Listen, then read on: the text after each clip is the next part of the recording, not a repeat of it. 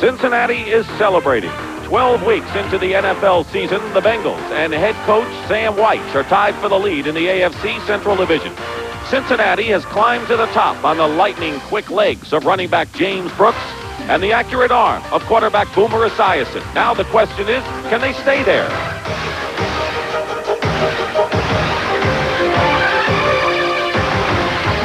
Minnesota is arguably the NFL's best 6-5 team.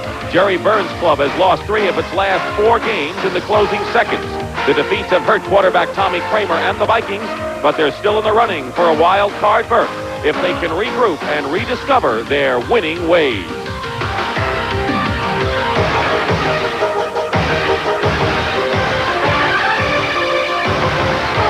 So today, from sold-out Riverfront Stadium in Cincinnati, the Bengals try and retain their hold on first place as they host the Minnesota Vikings.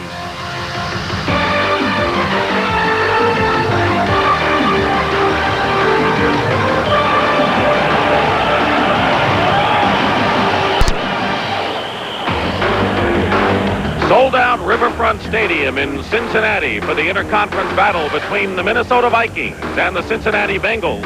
Both teams in contention for a playoff or better. And for the Bengals, it may be better because right now they are in a dead tie with the Cleveland Browns at 7-4 for first place in the AFC Central.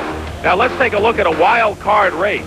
One of these clubs may be battling for one spot, considering that 3 teams have 9-2 records. One of these teams is the Minnesota Vikings, right in the thick of it at 6-5. And good afternoon again, everyone. I'm Dick Stockton along with Dan Deerdorf, and the Vikings have truly been the heartbreak kids. They have lost. Rain this morning. It is not really a chilly day with temperatures of 50 degrees, but it is overcast and we may have some rain. As Chuck Nelson will kick off for the Vikings as the Bengals have won the toss.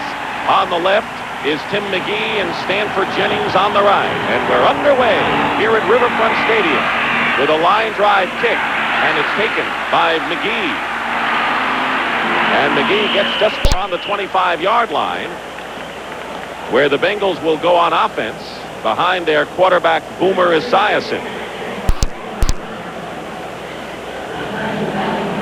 And the Bengals are going to the sideline and going without the huddle. They have already talked with Sam White and are coming on now quickly and lining up without a huddle for the first play. We can expect a lot of this razzle dazzle throughout the afternoon. And look for a pass on the opening play, according to Sam White yesterday. That's what it is. Esiason with time. Drills it. Collinsworth has it. First down at the 46. John Harris made the tackle on the leading receiver for the Bengals, who line up again without a huddle. This has been their style. Some have criticized it. Others like it. Sam White says his players like it. James Brooks and Bill Johnson are the running backs, and a penalty marker down.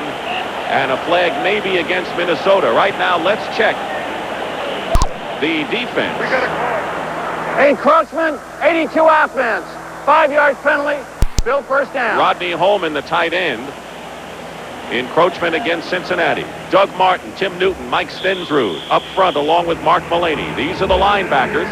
Martin, Studwell, and Howard. Evans starting in place of Isaac Holt in the secondary. First and 15 at the 41-yard line following a 20-yard pass. Esiason going to the air again. And going again to Collinsworth.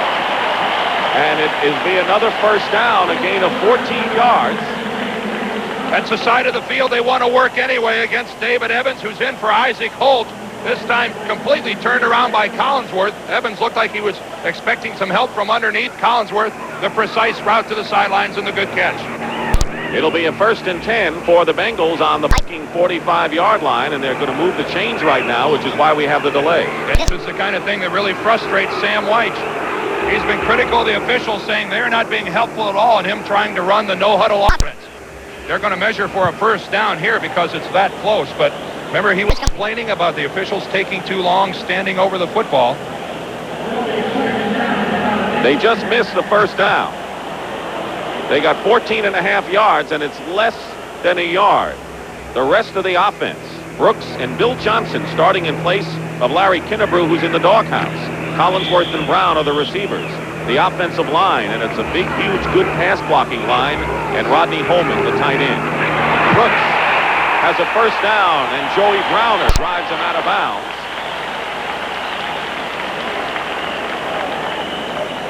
At the 38-yard line. Sam White's told us yesterday that the players are involved, and they're the ones who decide whether there's the no-huddle offense or not. He wasn't sure whether or not they would open today with the no-huddle. I said, well, when will you make your decision? He said, tonight in our meeting, I'll let the players decide whether they want to start that way or not. That's highly unusual for a head coach. First and 10 for the Bengals on the Viking 37.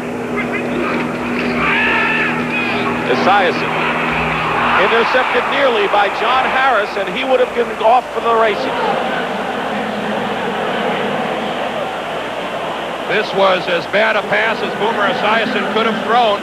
He feels some heat. He's going to have to step up. The Vikings team come with the blitz from the outside. Hit as he throws and right into John Harris's hands. And believe me, no, it would have been close. Penalty down. They lined up without the huddle, and Collinsworth was the intended receiver. David Evans was covering on the play.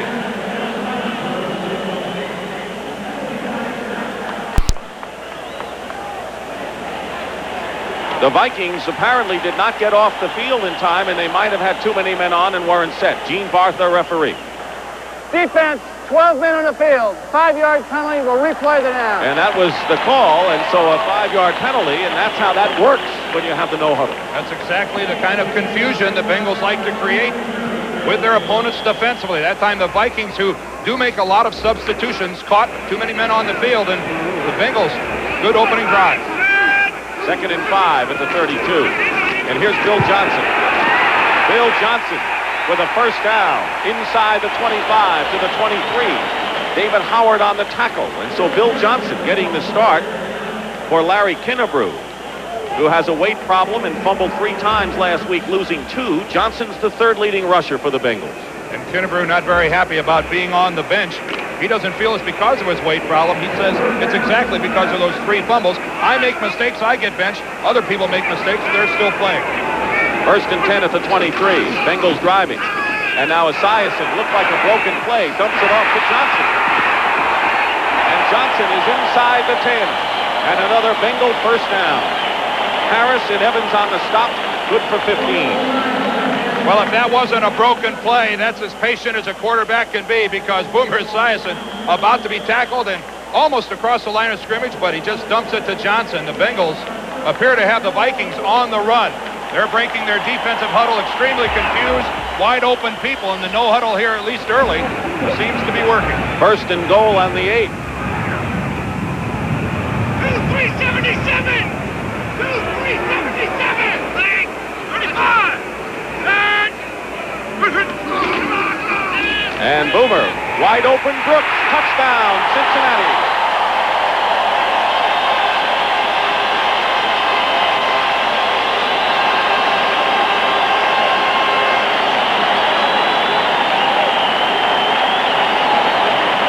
He's been an outstanding back, and that's his 4th touchdown receiving of the year, James Brooks. David Howard, number 99, gets caught way to the inside. For some reason, he allows the pass route by James Brooks to be run towards the outside without ever making his move. 5 yards behind Brooks, he never had a shot at the play. Steve Kreider will hold for Jim Breach, who has just missed just 1 conversion in 33 attempts this year. White 10! White 10! Ready! And now you know why the Bengals like the no-huddle offense. It worked for them there, and they take a 7-0 lead over the Vikings. Pass of the year, and James Brooks is having a marvelous campaign. He has scored 8 times, 4 as a receiver, and 4 times on the ground, and is one of the great all-purpose backs this year. John Harris, the free safety from Minnesota, told us yesterday that one of the things that they were going to try to do was not to get into a base defense. That's what the no-huddle tries to create defensively. And look what Cincinnati does when they score first, and the reason it's important is because Minnesota, exactly the opposite. They've lost 3 times when their opponent has scored, so we'll see if that bears through this afternoon. Darren Nelson a yard in the end zone. And Nelson loses the ball.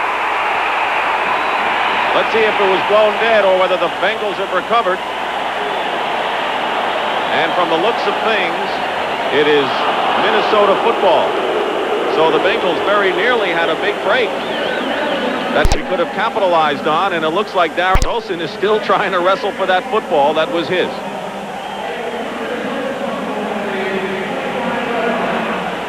Crunch between three Bengals. Boy, from that angle, I can't see the football come out, but it is obviously loose, and Darren Nelson crawling back across the ground must have gotten on top of it because they gave the ball to the Vikings. So Wade Wilson making his 8th career start, and he led the Vikings to a victory over the Bengals in their last meeting. First and 10 at the 25-yard line. Alan Weiss and Darren Nelson are the running backs. And Wilson will throw on first down and getting a big pass rush from Eddie Edwards. And Wilson on the run has a first down and out of bounds just shy of the 40-yard line by Joe Kelly. And that's one of the dimensions that Wilson gives the Vikings that Tommy Kramer could not. Give the edge to Tommy Kramer over Wade Wilson in everything with the exception of mobility. This should have been a sack. Eddie Edwards is there. He beat the pass protection, but Wade Wilson, being the athlete that he is, and look at him, he doesn't even step out of bounds. He's going to take on the tackler and move the sticks. That has to be considered a good start for Wade Wilson. He's now rattled the Bengal defensive line. A gain of 13 yards, first and 10. 7-0 Cincinnati. And a pitch to Nelson. And Nelson gets a yard. Tim Crumrye, who is one of the better nose tackles in the league and having an outstanding year, is in between the veterans Edwards and Browner up front. The linebackers, Emmanuel King, a good pass rusher, Xander, Kelly, and Reggie Williams. Kelly is also a rookie in there. And in the secondary, Phillips and Fulcher are first-year men. Breeden's a veteran, and Robert Jackson is the free safety. It'll be second down and 9 at the 40-yard line for 6-year veteran Wade Wilson.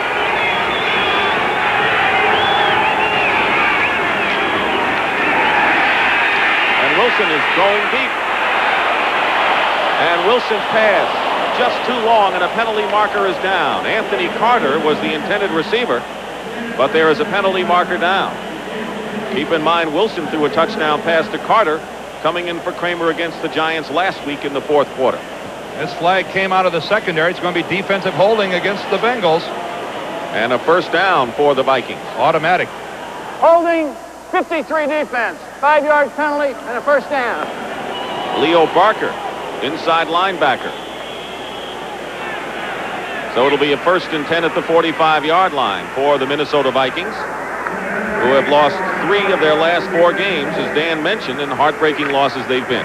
If that ball is thrown a yard or 2 shorter, that's a long gain for Anthony Carter. So even though an incomplete pass, Carter served notice that he outran double coverage. So we know Wilson can run, and he has a rocket for an arm. First and 10 at the 45. And Wilson's pass is caught by Carter out of bounds into Bengal territory, just inside the 40. Lewis Billups makes the play, a 16-yard pickup. So right now, let's set the Minnesota offense. Nelson and Rice, the backs. Anthony Carter and Leo Lewis are the wide receivers. Zimmerman has had a tremendous year at tackle. Huffman is in for Huff at left guard. Swilly, Tausch, Irwin up front, and Steve Jordan having another good year at tight end. It'll be first and 10 now at the Bengals 39-yard line. 7-0 Cincinnati. Alan Rice goes in motion. And a fake pass and a handoff to Darren Nelson.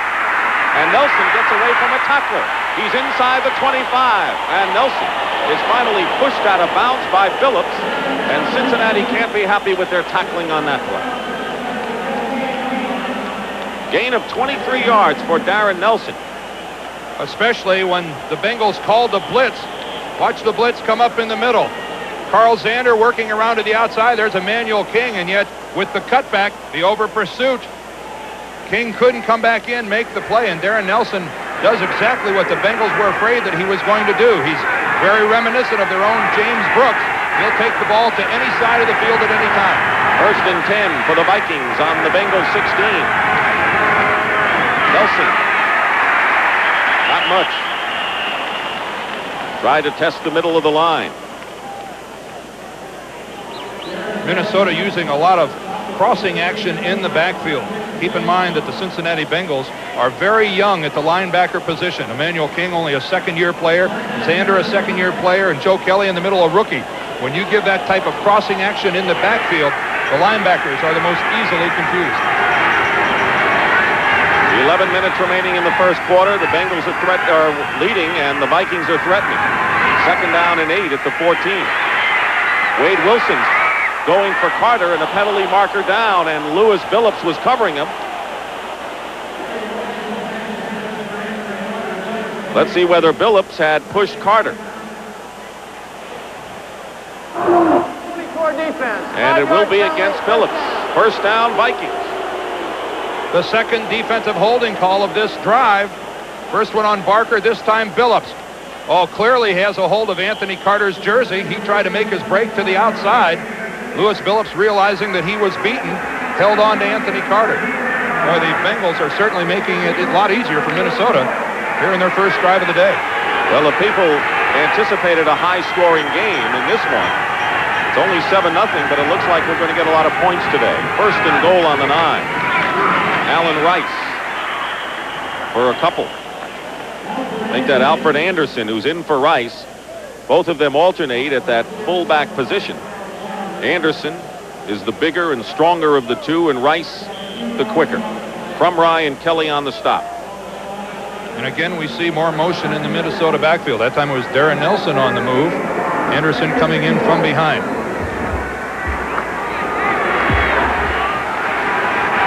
Second and goal on the 8. They bring Mike Markey outside.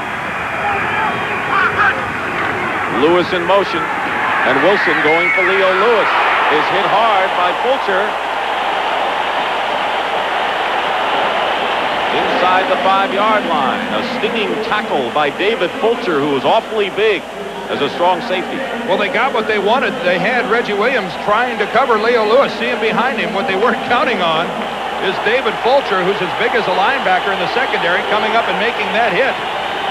He's a rookie from Arizona State. 238 pounds. He may be the biggest strong safety ever. 4 wide receivers now, Dan, on 3rd and 4. 3rd and goal at the 4. And a handoff to Allen Rice, who stopped short of the goal line. And it'll be 4th down. That's an unusual formation so close to the goal line, and an unusual play perhaps off of that. But you got to love the call. I mean, you know that you've spread out the Cincinnati defense as far as you possibly can. After a lot of passing plays, go ahead and challenge the middle. Ross Browner and Leo Barker on the stop, and now Jerry Burns has sent in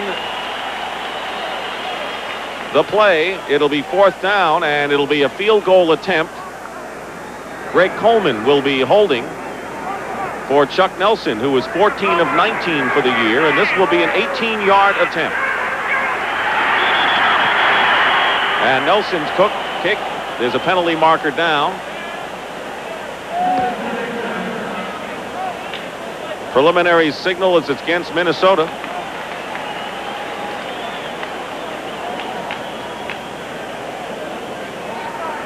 Delay a game, violation of the 30-second count on number 1, 5-yard penalty, still 4th down. So now Nelson will have to move back to kick this one. Still certainly within his range. He has been successful in the close ranges.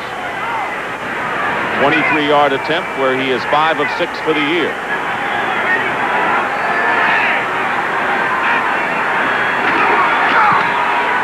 And this kick is good. 8 minutes and 41 seconds remain in the first quarter here in Cincinnati. The Bengals lead the Vikings now 7-3. Dick Stockton and Dan Deerdorf here at Riverfront Stadium on an overcast afternoon, and Chuck Nelson, who just kicked a 23-yard field goal to put the Vikings on the scoreboard, now will be kicking off to the Bengals. Tim McGee, number 85, and Stanford Jennings next to him. The Bengals have not been an outstanding special teams unit this year. And if the Vikings have any kind of an edge today, it may be in that area. Along their trademark. Nelson's kick is going to the speedster McGee, 2 yards in the end zone, has problems with it, and will down it for a touchback right there. James Brooks with an 8-yard pass reception from Boomer Esiason and a Chuck Nelson field goal accounting for the scores as we take a look at other scores from around the league. And Sam White's talking to his team on the sideline. Again, they huddle on the sidelines. That may be the indication that they're going to run right out and go with the no-huddle offense again. And that's what it looks like they're going to do for the Bengals. How will the Vikings handle this drive? They didn't do so well last time. Looked confused and disoriented. 1st and 10 at the 20-yard line. Boomer Esiason, first full year as a starter. Eddie Brown in motion. Esiason is going deep for Eddie Brown, and Brown is there and lost his footing and is stopped at the 21, but a big play for Cincinnati. Let's take a look at Eddie Brown in motion. Came across the formation and then just splits the seam of the double zone of the Vikings. And Boomer Esiason, a perfect delivery of the football, and if Brown could have somehow kept his footing, there's no question that he would have scored. But on that bootleg play, perfectly splitting the zone, Eddie Brown. Willie Teal and Mike Lush on the tackle, and the second-year speedster, he's a game breaker. And now the Bengals threaten again. 1st and 10 on the Viking 26. Brooks inside the 20, and a gain of almost 8. David Howard on the tackle for James Brooks, who goes into the game second to Kurt Warner of Seattle in rushing in the AFC. The blocking at the point of attack was excellent that time. His tight end Eric Caddis is making a block right there on David Howard. Look at the cut up inside by James Brooks. The second time now that the Bengals have tested their left side offensively behind Munoz. Big yardage both times. 2nd down and 3 at the 19 for the Bengals with 7:09 to go in the first quarter. And this is Johnson banging off defenders and getting a first down to the 11-yard line. John Harris and Chris Martin on the tackle. And again, Anthony Munoz just collapsed that side of the defensive line. He took Mulaney clear to the inside. An easy cut to the outside for Johnson. Right now up front, looks like the Battle of the Pits is being won by Cincinnati. James Brooks going into the game averaging 5.2 yards a carry, leading AFC rushers. And Johnson, in a brief appearance this year, is 5.8. Jesse Solomon replaces David Howard. Solomon will see a lot of action off the bench today. 1st and 10 at the 11. Here's Johnson wide open. And a fine play by Scott Studwell inside the 5, preventing an apparent touchdown. They get to the 3. Well, Cincinnati not being very subtle about where they're going to run the football. They repeatedly challenge the right side of Minnesota defensively, and they're having remarkable success. And the Bengals have usually come up with something when they've been inside the 20 this year, and now they go with Stanley Wilson, number 32, in the backfield. Here's Johnson getting closer to the goal line. Keep in mind that the Bengals can get a first down without getting a touchdown, and they're getting close to that yardage now. David Evans making the stop for the Vikings. It'll be 3rd down. This is an area where Cincinnati has used the tackle eligible before, where they put Anthony Munoz at a tight end. He caught a touchdown pass. Last week he was double covered by Seattle on a similar play. 3rd and 1. And there's Stanley Wilson in for the touchdown.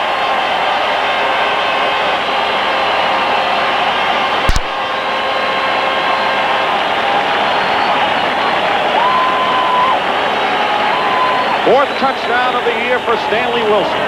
You can see Scott Studwell even cheating to that side, but the entire right side of the Minnesota defense is just obliterated by the Bengals. Anthony Munoz, Kazurski, the entire group to that side. They're just dominating Minnesota up front. It's a cakewalk for these Bengal backs.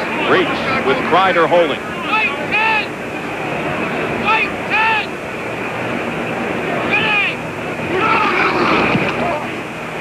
And it's 14-3 Bengals, but the big play was a 54-yard pass from Boomer Esiason to Eddie Brown that set up the second touchdown for the Bengals. The Bengals have gone 80 and 74 yards for their touchdowns in a 14-3 lead, and now we'll see Jim Breach kicking off again. And Sam White said there's a possibility that at some point early, second or third kickoff, we might see one of those boot short kicks by the Bengals. There's Darren Nelson back there. The one thing we know about Cincinnati, they're not afraid to try anything at all. And with the lead, this would be the perfect time to try it. Not this time. And Darren Nelson on the to the 20.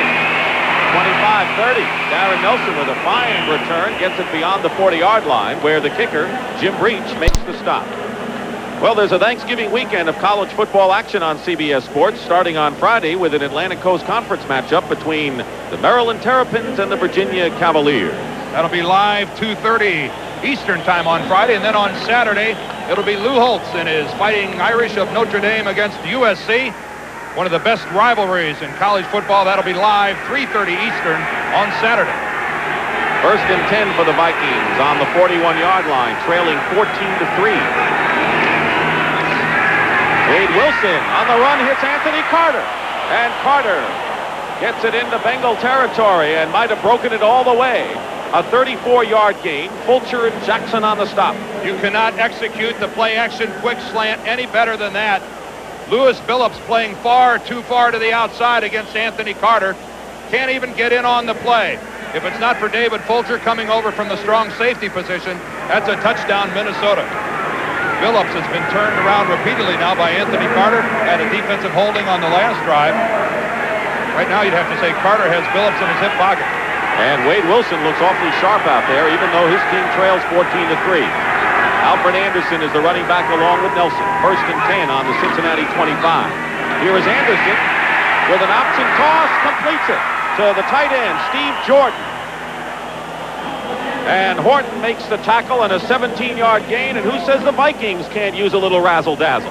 And I'm sure Sam White is so upset he can hardly stand it. He said both Anderson and Rice were quarterbacks before. We know they can run the play action. They haven't done it for 3 weeks, so we're going to be watching for it. They won't get away with it, and look what happens. Wide open is Steve Jordan. Alfred Anderson puts the ball right there. Sam White thinking maybe about the next time Esiason and the offense has the ball. He says, let the defense take care of their jobs. First and goal at the 8. And the handoff to Darren Nelson, and Eddie Edwards was there. They're inside the 10-yard line. It'll be second down, and Jerry Burns, one of the older people, if not the oldest coach in the NFL, and Sam Weiss, who now is the second youngest coach. And that's with Al Saunders now being the new head coach of the San Diego Chargers. He now the youngest in the league. I know Sam Weiss has to be saying, guys, what do I have to do? Tie a string around your finger to remind you about this? Second and goal on the 8. Wilson finds Leo Lewis inside the 5-yard line. It'll be third down and a holding penalty against Half the distance to the goal line and a first down. That's the third holding call on the Cincinnati defense. Louis Breeden. Well, that's a great way to sustain drives, continually giving the offense first downs. Let's watch Anthony Carter and Louis Breeden. Well, I guess, yeah, we could call that holding as he just knocks. Anthony wants to make sure the flag comes in. There it is. You're allowed one hit within that 5-yard zone. You're not allowed to grapple him and wrestle him to the field. Half the distance, that'll be an automatic first down, first and goal on the 4. So the two corners, Louis Billups and Louis Breeden, have been guilty of holding. Here's Darren Nelson diving to about the 2-yard line. And now the Bengals indicate that they've recovered a fumble, but the officials say the whistle had blown. Tim Crumrye and Mike Hammerstein on the play. And Gene Bart says second down. Not appreciated very much.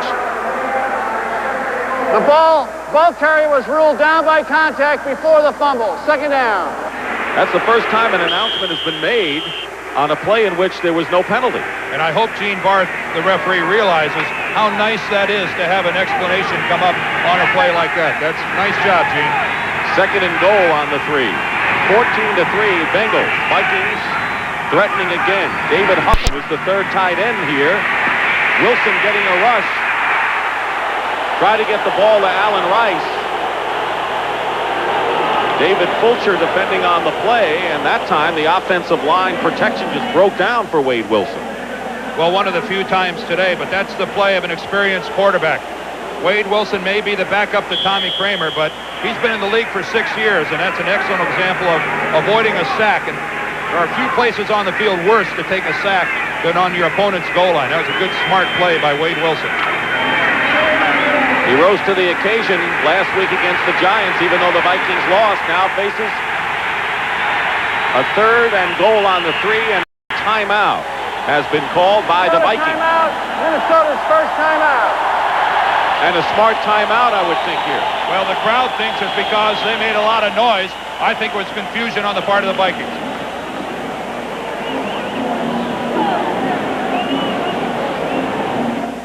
Stadium in Cincinnati. 1:46 remaining in the first quarter. Bengals lead 14-3, and the Vikings have a third and goal on the 3 following a timeout. Remember the last time they were here, 4 wide receivers, and then they ran into the middle of the line. Let's see what Jerry Burns and Bob Schnelker have in store here.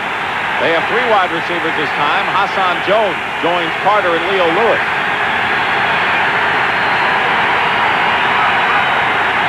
On a blitz, Nelson will score easily, and the Bengals were blitzing, and it was a piece of cake for Darren Nelson, who has scored his second touchdown, believe it or not, just 2 on the year rushing. And the Vikings get back into this game trailing 14-9. This has been a wide open game. Razzle dazzle on both sides, big pass plays on both sides, and scoring, and we have 1:40 to go, and now it'll be up to Chuck Nelson to try to cut the deficit to 4. Really take the risk with that blitz on the goal line. Cincinnati burned badly that time. Coleman will hold for Nelson.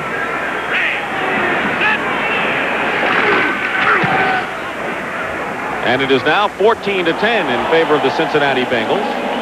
Keep in mind that the Vikings come into this game 6-5, the Bengals at 7-4, and here was Nelson's touchdown. And watch 2 things. We're going to see Fulcher come on the blitz. He'll be picked up. The trap is going to come across the formation. Let's take a look at it, but watch number 33 come on the blitz. Watch him come on the blitz right in the middle. He's picked up. There's the trap. And an easy walk-in touchdown. An easy walk-in touchdown for Darren Nelson. And that's the risk you run when you blitz your strong safety. Once you're past the line of scrimmage, clear sailing. Darren Nelson, who last week passed Fran Tarkenton as the all-time leading rusher for the Minnesota Vikings.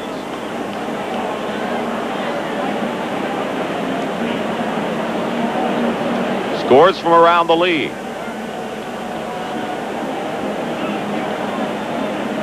Pittsburgh leading Cleveland, and that's good news for the Cincinnati Bengals.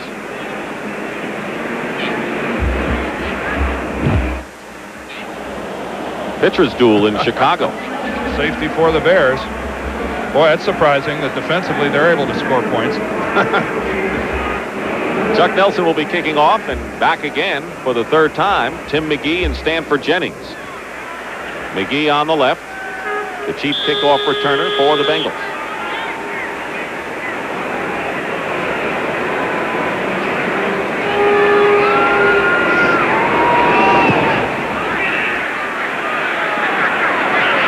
Go to McGee at the goal line.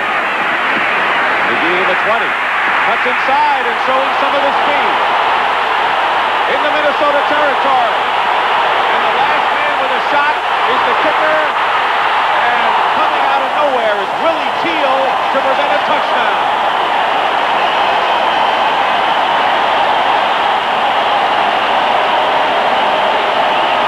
A 94-yard by Tim McGee. Well, when he first starts up the field, he stays to this side, gets a good block, looks like he's caught, and then back across the field. And Chuck Nelson looks like he's got some speed. He's going to be outrun, but out of the left view of your screen, Willie Teal finally gets McGee out of bounds. But boy, that's the way to start up offensively when you can set up shop at the 5-yard line. What a play of big games, of big plays we've seen so far early. The rookie from Tennessee, who was the second pick in the first round by the Bengals, who now have a 1st and goal on the 5. 14-10. And the Vikings haven't had much time to savor their touchdown. Here's Stanley Wilson in for the touchdown. Boy, that was fast.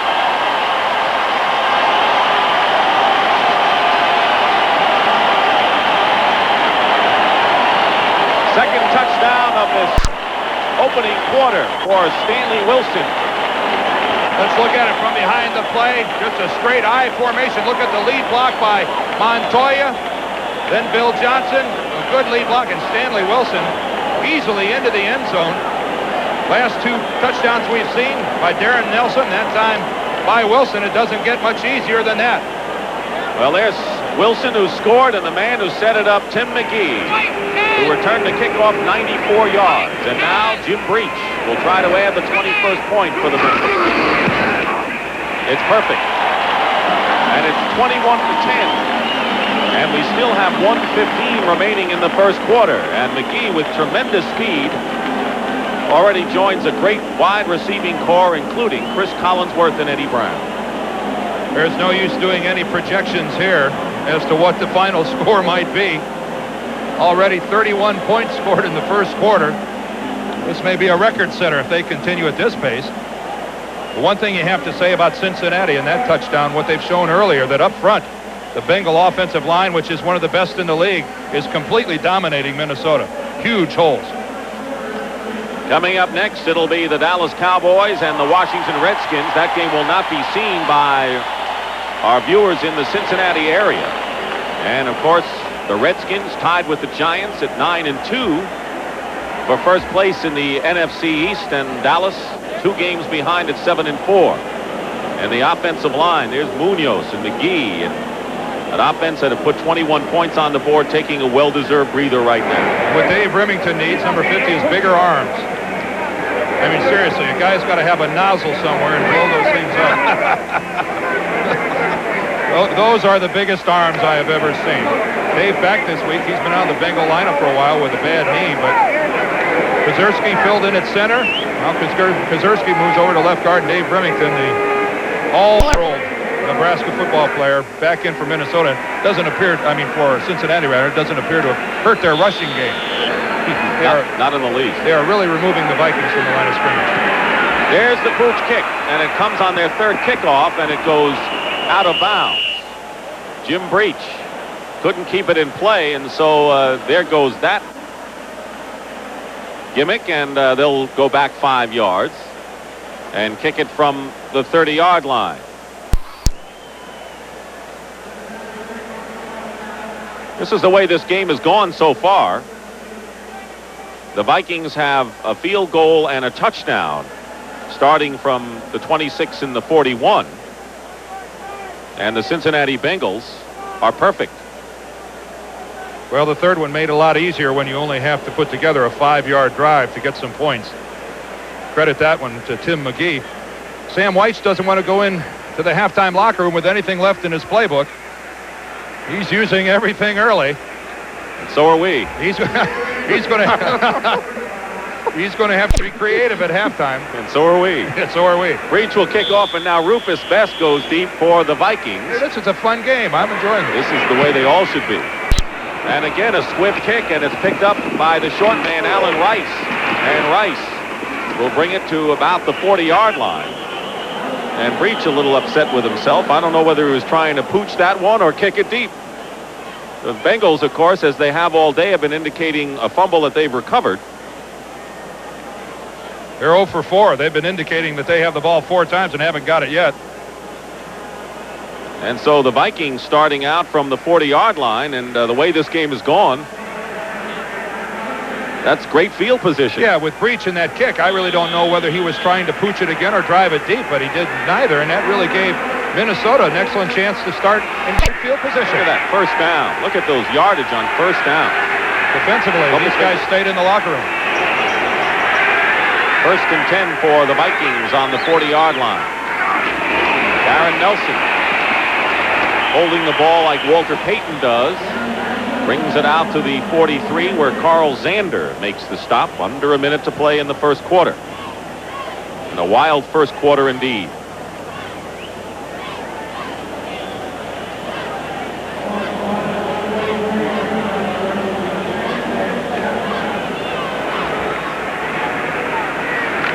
Bengals coming into the game as the only team with a winning record who've allowed more points than they've scored.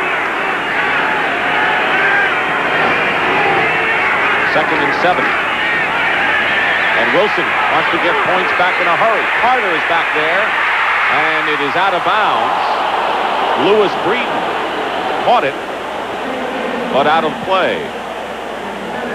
And it's a good thing for Minnesota that ball was out of bounds because Breeden had Carter played absolutely perfectly. Wilson should have never thrown that football. If he could have kept it in bounds, Breeden had to play all the way. Carter might have had to interfere with him just to keep him from intercepting the pass. So with 14 seconds to go in the first quarter, it is third down and 7 at 43. And where Minnesota's had all their success passing has been working the other side against Lewis Billups. They may let Breeden go for a while after that coverage.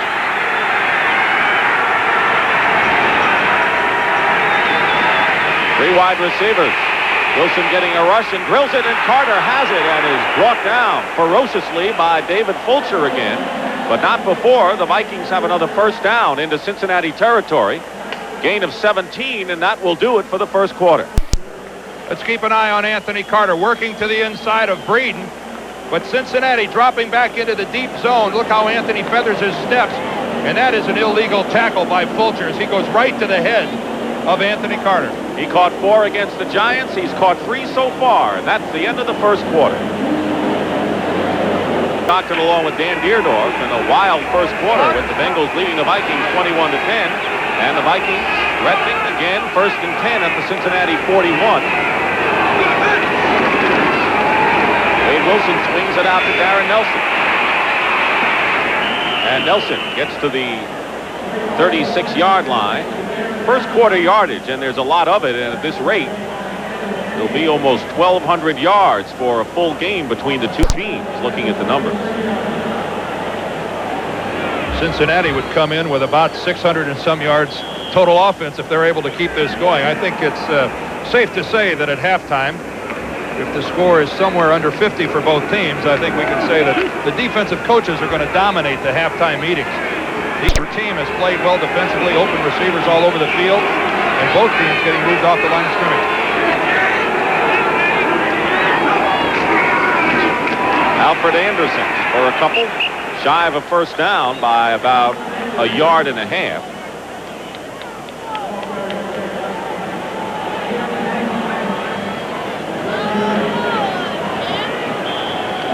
Wilson so far on the day passing has completed 5 of 7 for 75 yards.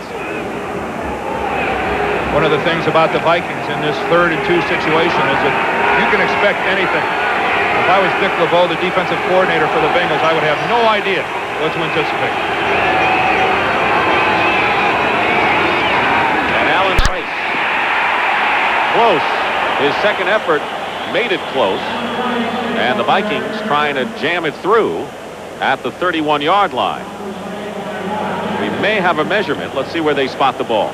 The spot will be everything. It looked to me that he got the first down, but I can't see where they put the ball. Well, they're going to measure it right now, and of course, you'll see the result of that. And people are wondering, is Rice, let's see how they call it. Either got it by an inch or missed it by an inch, and he missed it by an inch. So it'll be 4th down.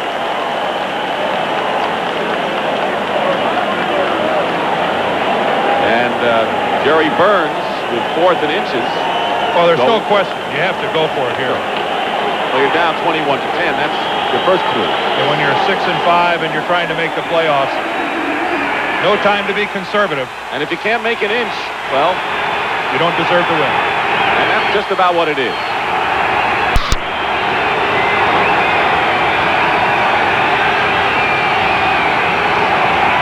Anderson has the first down and more, and he tries to twist his way for extra yardage.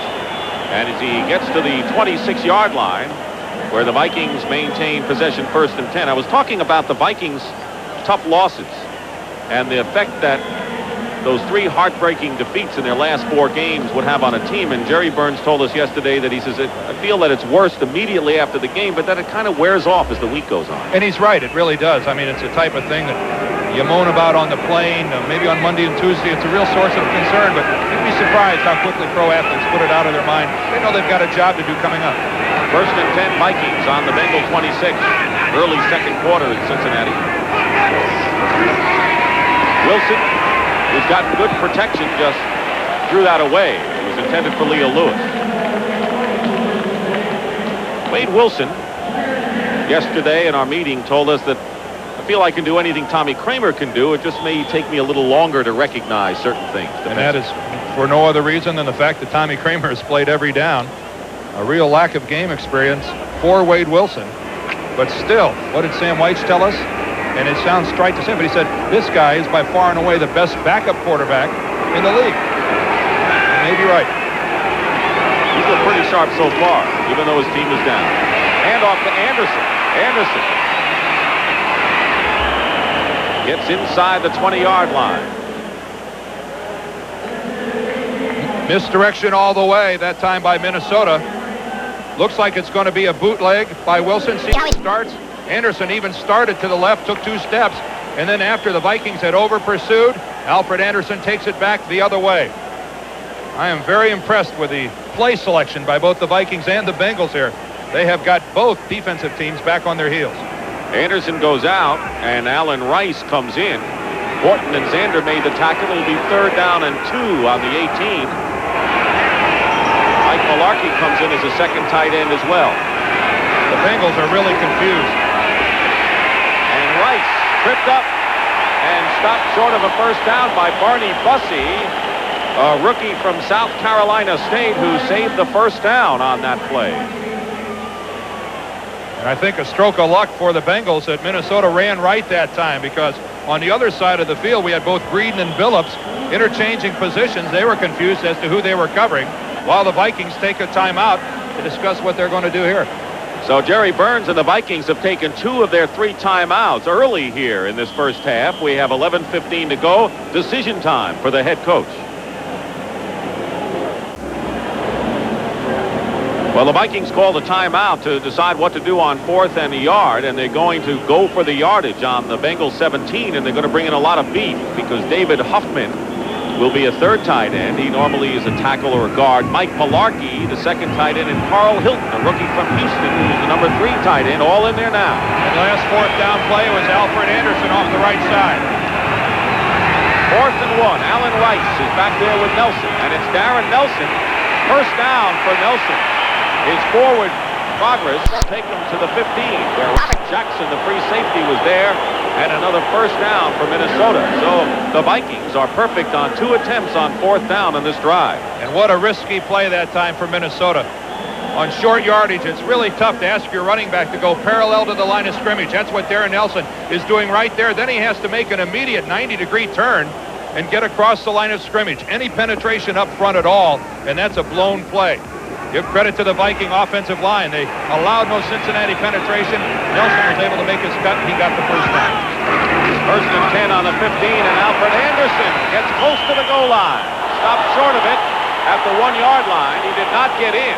I think the ground caused that fumble. They're not going to give it to Cincinnati. He hit the turf, and the ball popped out. Quick opener for Alfred Anderson. It really doesn't get much simpler than that. Just look at the straightaway blocking. Frumright took a fake from the center. Did you see Dennis Swilly and the way he kind of played off to one side? Frumright overreacted. That forced a big hole, and boy, we've seen some gaping holes created by both of these lines today. Kurt Loudermilk Key block on that. First and goal on the 1. And Wilson takes it himself. No signal yet from the official. And it appears that Wilson is just short, so it'll be second and goal. Let's listen to the hitting going on between those lines at the goal line.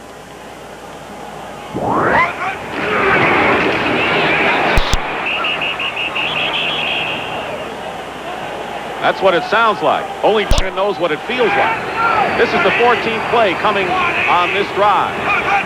And Wilson this time is in for the touchdown.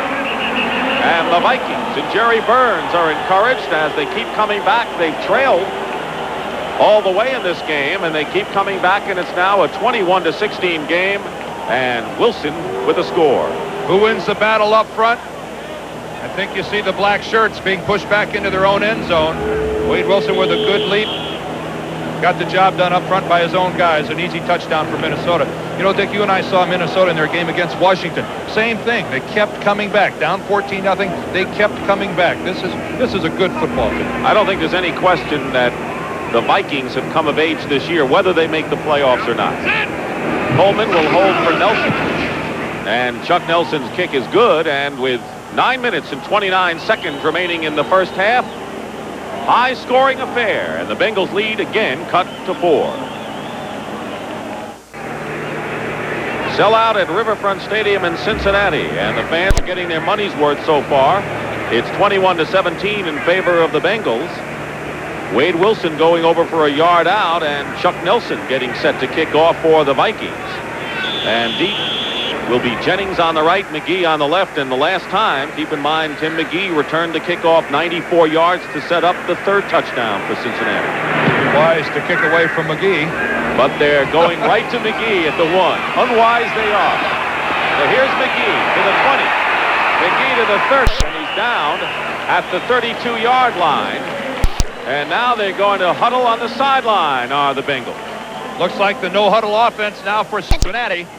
Sam Weich comes in. He was telling us they can run every play in their offensive scheme from the line of scrimmage. The plays have names, and the players come up with the names of the plays themselves. They're all coded. Under center, Boomer Esiason will bark out the name of a play. And what's really cute about that is that the players come up with their own individual name, something that they can remember. First and 10, Cincinnati on their 33-yard line. Brooks. Studwell is there at the 36-yard line. Well, what kind of names do they come up with on this no-huddle situation? Well, it was funny because one of their plays it actually is called a boss, and that is a pretty standard terminology. It's one of the Vikings, by the way, is down on the field. But it's pretty standard terminology. Boss means back on safety. Scotty Studwell there. But the back on safety, they don't want to say that at the line of scrimmage because every team in the league knows what that means. So they said, all right, we need a name for boss. What do we use? They asked the players. They came up and says, well, let's use Bruce for Bruce Springsteen. So at the line of scrimmage, Bruce, that's boss. That's it. And, you know, the players love to be involved like this as Studwell on his own power gets up. But the players really get involved. And, of course, there are a lot of people who criticize Sam Weich for overcoaching. They say that with the kind of offensive arsenal he has, he could score 40 points by playing it straight every game, but he doesn't think so. Well, his response to that is, you know, I'm accused of having the greatest offensive team in the game, and I have all these weapons at my disposal. He says, well, tell me, why is it that in these last couple of years, I only have one legitimate all-pro football player, and that's Anthony Munoz, his left tackle. Granted, Collinsworth and McGee and Brown, these guys are all good football players, but I don't know that I'm as good as you guys think I am. Second down and 7 at the 36-yard line. Johnson, the lone running back. Esiason going in the air and going deep, overthrowing Brown, who is covered by both Harris and Isaac Holt. Holt did not start the game. There he is, number 30 for the Vikings. David Evans, the former USFL player, did. Holt came into the game with 7 interceptions, second in the NFC, but there was a method to the madness for Jerry Burns. That's a statement to the rest of the defensive team. It says, we have a concept, and it is a team concept, and you cannot venture out Isaac Holt has been burned by playing some of the wrong coverages, especially last week against the Giants where he gets beat by Bobby Johnson on that 4th and 17 play. That's the main reason why David Evans started today. 3rd and 7. Esiason on the rollout. Going for Brown, incomplete. He was covered on the play by Carl Lee. And Burke was kind of out front with us when he said that basically it's just shock value. He says there's no question that Holt is a better defender than Evans. I just want to shock him back to reality, but he'll be in there. Yeah, well, and he's not the first coach that has used that type of ploy before. I think every coach has to do it probably a couple times a season to good football players. That time it happened to Isaac Holt. Jeff Hayes, who's last in the AFC in kicking. Anthony Carter, who's a threat, is back on the 30-yard line. First punt of the game for Hayes. It's a good one. Carter will let it roll, and it takes a Cincinnati roll indeed inside the 15-yard line. So Jeff Hayes, the former Washington Redskin, does his job to the tune of 50 yards. And right now, while we have a moment, let's remind you that there's a Thanksgiving weekend of college football action on CBS Sports. We'll start on Friday. That'll be an ACC matchup between the Terrapins of Maryland, the Virginia Cavaliers, and then that'll be at 2:30 Eastern. Then we move on to Saturday. Yeah, Lou Holtz and the Fighting Irish of Notre Dame, and a close loss to LSU last night against the Trojans of USC. Quite a holiday weekend of college football action coming up on CBS Sports. And you know, Carter hurt his team that time by not fielding that football. He cost the Vikings 15 yards. They start from the 14, 1st and 10. Darren Nelson cuts inside and gets nothing. Tim Crumrye, who had 10 tackles against Seattle last week, forced one fumble and recovered one, and has done just about everything you'd want for a nose tackle.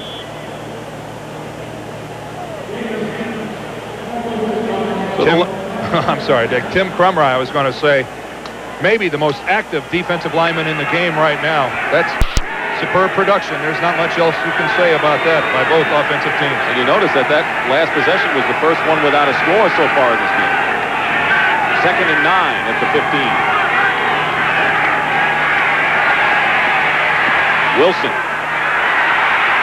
Wheels the receiver, and Fulcher may have picked it off for the Bengals, and he has.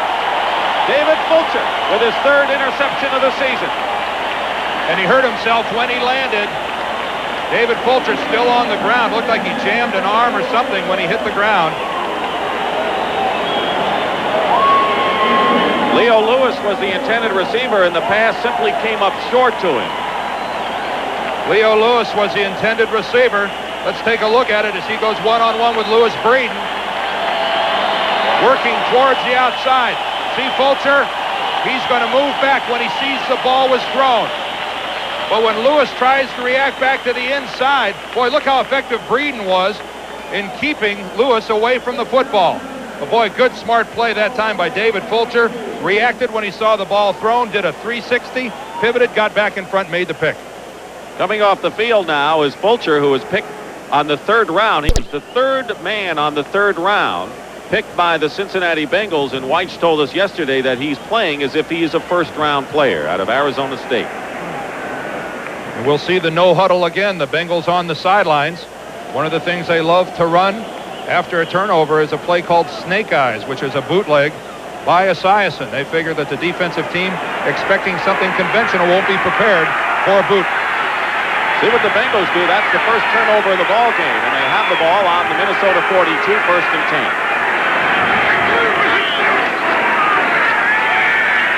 Esiason pumps once, and down he goes.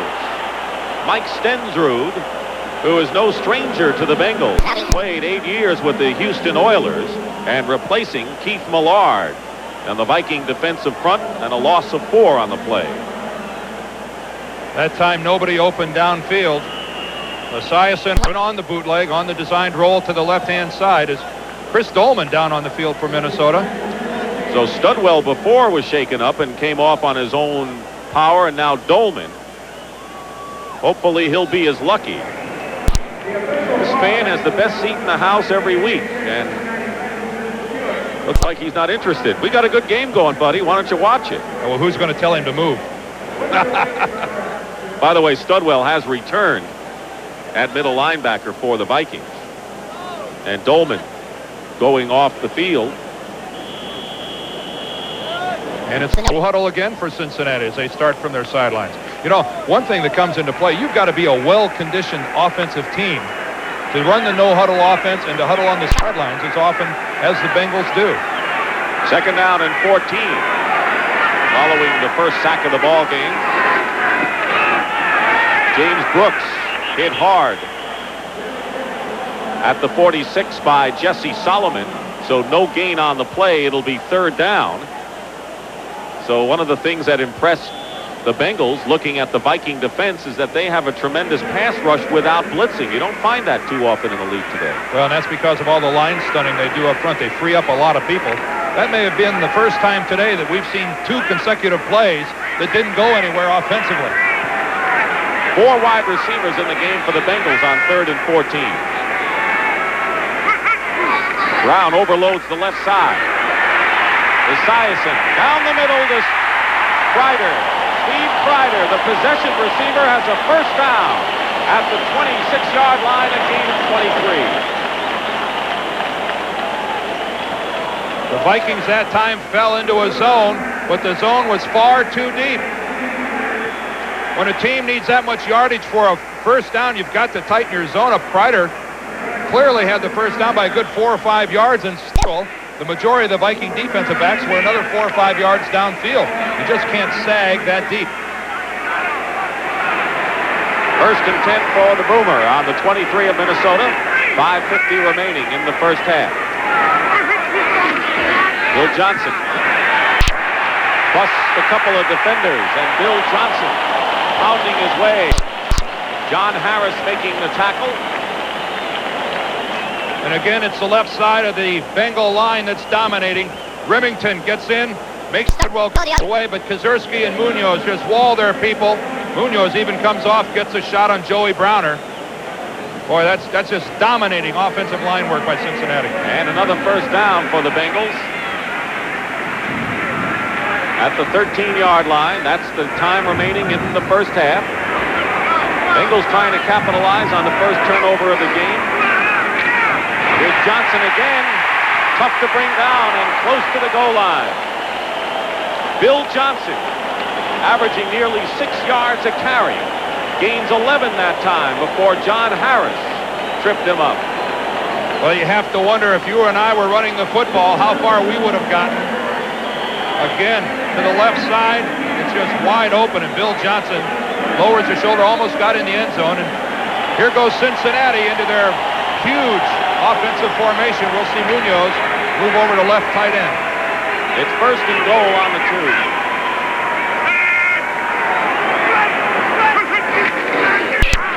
Play action pass. Holman, the tight end, can't hold on. He would have had 6. Carl Lee was defending.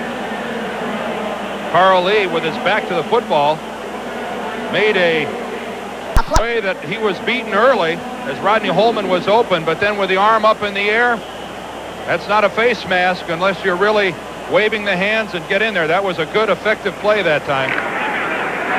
Second and goal on the 2. 4:18 on the clock. 21-17 Cincinnati. And this time it's Wilson who has already scored 2 touchdowns, but he goes nowhere. And it'll be third and goal. Carl Lee coming up from the secondary. One of the few times Cincinnati hasn't had success working to the left side.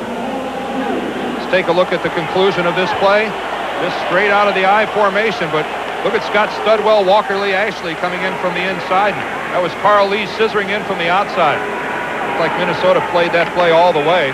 3 guys in the offensive backfield. Third down. Wilson and Bill Johnson are back, and they swing it out to Johnson. Browner misses a tackle, and now it looks like Johnson did not get in, and it'll be 4th down. So Joey Browner slowed him up, and Carl Lee made the stop, and it'll be 4th down short of the goal line. This guy isn't very conservative by nature. He doesn't want to kick it, and yet he is. And the crowd naturally does not approve of it. You think it's interesting, a coach that tries all that razzle-dazzle that will do almost anything, has a 4th and 1, knowing that if you don't make it, the Vikings have to go 99 yards, but he's going to play it safe on this occasion. So Breach will be in. Kreider is holding. This will be a 19-yard attempt. Breach is 13 for 24 in field goal attempts this year.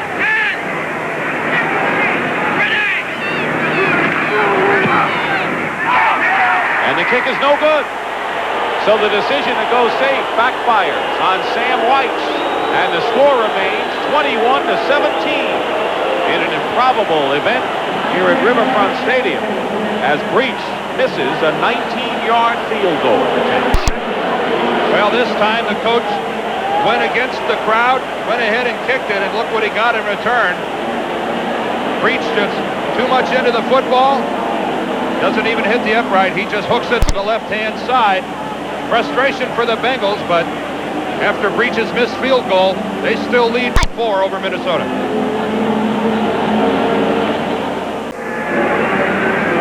Here's Jim Breach, who has a lot to think over after missing a 19-yard field goal, and Sam White told us yesterday that he hasn't been entirely healthy this year. He's got a back problem that's been bothering him most of the season. But still, I mean, that kick really surprised me. I'm not just saying that because he missed it. Sam normally more aggressive than that. Wilson pumps on 1st and 10 at the 20, and his pass is complete to Leo Lewis to the 43-yard line, and a first down, 23 yards. So Lewis Billups, the rookie, covering the other Lewis, Leo. Just single coverage, some stagger steps by Leo Lewis, but then look at him push off a little bit as he gets the right hand out on Lewis Billups and makes the move back to the inside. Lewis Breeden came in and ran the risk of getting called for a late hit, but Leo Lewis that time got away with a little shove to the inside. 1st and 10 at the 43. Just under 3 minutes remaining in the first half. Wilson with a low pass and a good catch that time by Mike Malarkey. His 8th reception of the year, 2 of them for touchdowns. We want to remind you that coming up next, one of the great matchups of the year in the NFL, the Dallas Cowboys and the Washington Redskins, and they'll be rocking at RFK Stadium as the Redskins try to gain revenge from the thrashing they took in Dallas earlier in the year. 2nd down and 3 at midfield for the Vikings, trailing 21-17.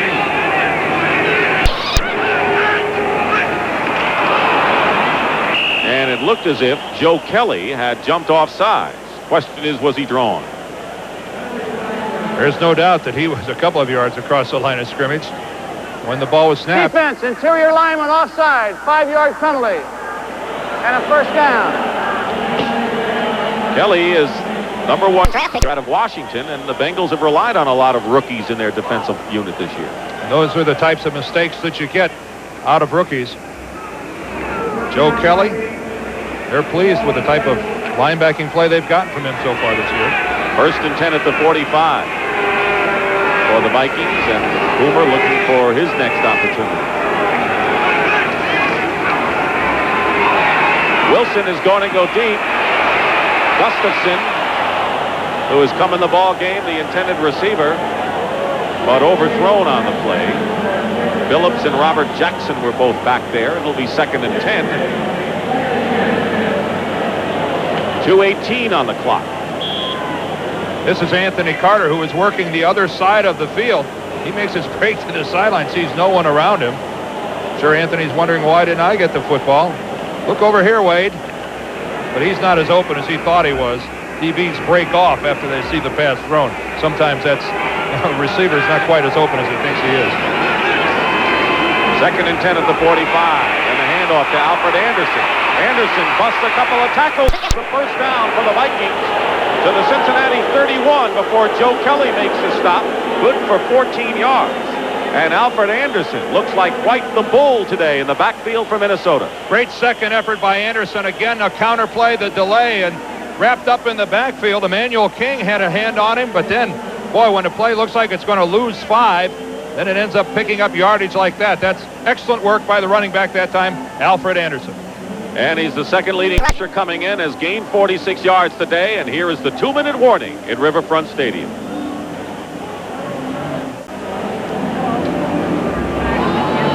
We've had our 2-minute warning, and the Minnesota Vikings with a 1st and 10 on the Cincinnati 31. And keep in mind, the Vikings have only 1 timeout remaining. They used 2 early.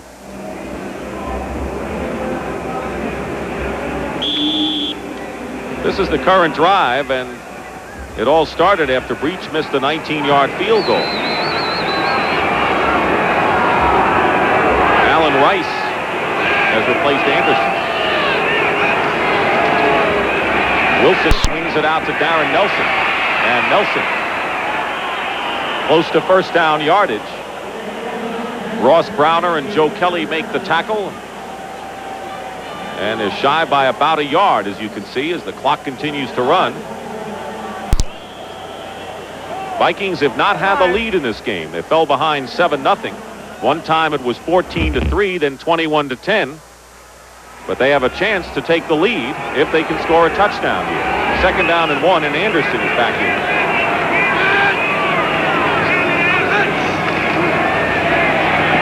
Wilson completes his pass to Carter, who goes out of bounds, and a 1st down inside the 10. Lewis Billups covering on the play, and Carter with his 4th reception gets 13 more yards.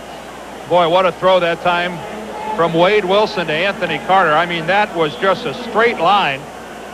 Anthony works a precision route. The coverage actually that time by Billups was pretty good.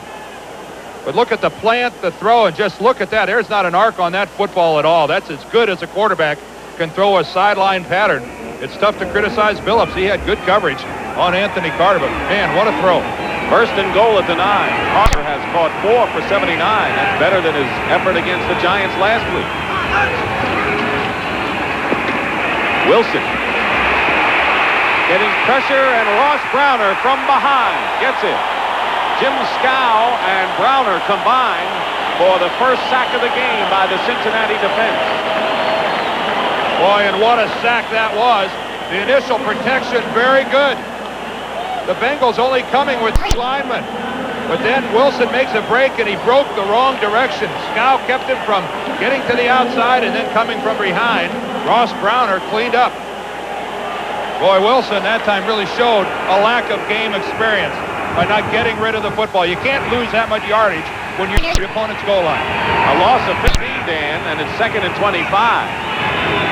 So they push the Vikings well back, and Wilson trying to get a lot of it back to Leo Lewis, covered by Billups, incomplete, and now it's 3rd down. So unless they go for the downs, the Vikings' best opportunity may be for a 3-point attempt as Wade Wilson. Now, as you know, Jerry Burns designates the offense into the hands of Bob Schnelker and the defense to Floyd Peters, and makes the key decisions during the game. 3rd down and 25. 3rd and goal, really. Hassan Jones to the lower part of your screen.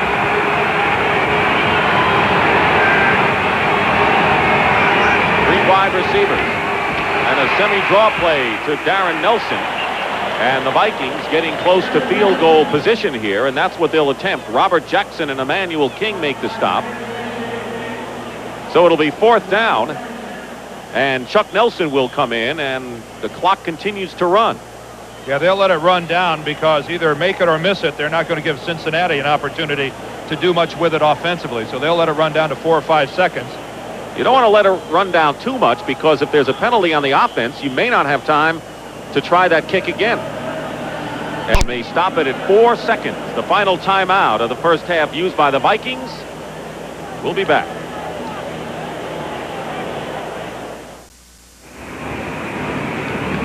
Chuck Nelson has already made good on a 23-yard field goal for the first points of the game for the Vikings, and now will attempt what appears to be a 35-yarder to try to bring the Vikings to within 1 point before the first half elapses. And some people might have a tendency to say, what kind of a call was that on 3rd and goal from the 25 yards away? But look what it did. A 7-yard pickup by Anderson makes a 35-yard field goal on what would have been a 42-yarder if you had an incomplete pass.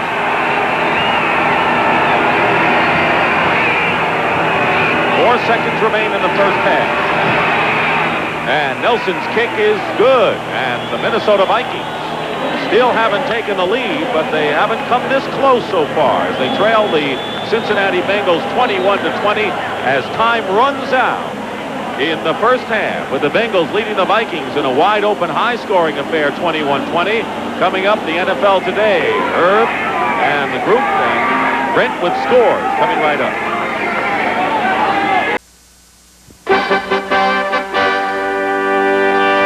Welcome back to New York, everybody, and for Will McDonough and me, it's a pleasure to have Mark Mosley join us this afternoon. Mark, nice to have you here. Thank you, Brent. It's a lot of fun. All right, Mark, we've had an unfortunate incident that we want to show everybody from the Chicago Bear game, a late hit that involved Bear quarterback Jim McMahon. It was delivered by Charles Martin of the Green Bay Packers. McMahon was throwing an interception. This is not slowed down. Regular speed isolation way after the play, and his shoulder was re-injured. Fortunately, was able to return.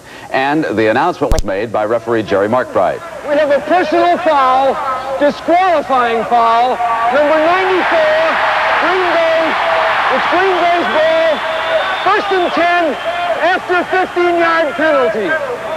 So as I said, McMahon did return to action. The injury was not serious, but look at the towel that Martin was wearing.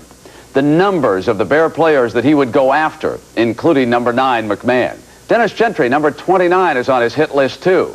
Martin did not get a piece of him, and a few minutes later, Sean Gale blocked a punt, and number 29, how sweet it is for Gentry, recovering in the end zone for a touchdown.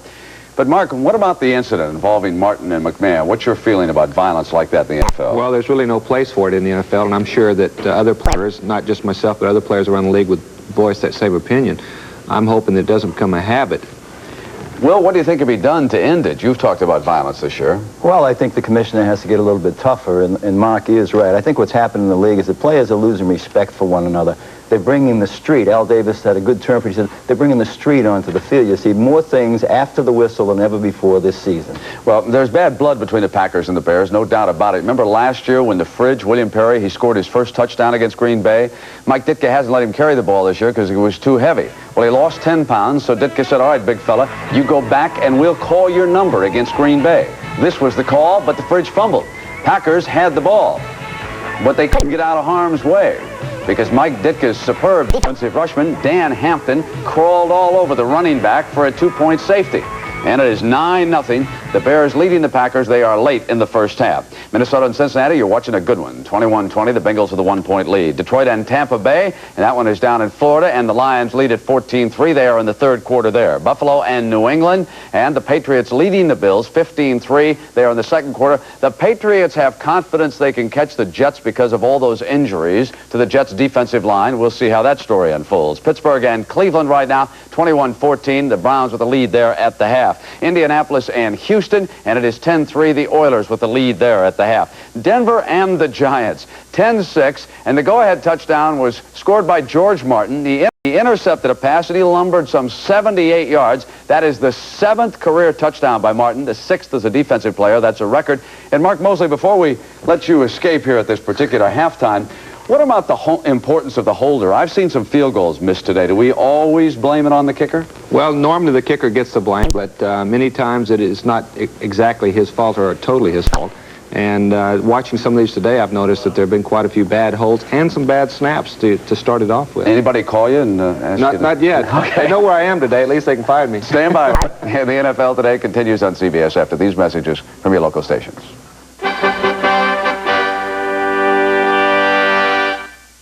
What's the best beer in the U.S. of A? Miller Lite! Miller Lite, sir! Pass the pretzels. We're proud to say there's only one light beer, Miller Lite. Harry. Record your thoughts with the new Lanier Pocket Protege. One-button control makes it so easy to use, you can use it in the dark. A special task force on the Western Expanse. Harry. Lanier, we're easy to use. This Thanksgiving, share your holiday weekend with CBS Sports. On Thursday, join John Madden and Pat Summerall for a matchup between the Packers and the Lions. Friday, it's the Terrapins of Maryland taking on Virginia. And Saturday, Lou Holtz leads the Fighting Irish against bowl-bound rival USC. Sunday, it all starts with the NFL Today. Then it's doubleheader action, and the Rams must contend with the Jets, hot on a 9-game winning streak, followed by the Eagles taking on the Raiders. When you look for champions this holiday weekend, look to CBS Sports. This is CBS. Off the field, I'm co-owner of 13 sporting goods stores. so I've learned to tell a good deal when I see it. Like this one from your Better Buy Buick dealers. Lease a 1987 Buick Century loaded with air conditioning, AM/FM stereo, and other luxury features for only $219 per month. Leasing makes more sense than ever with the new tax law.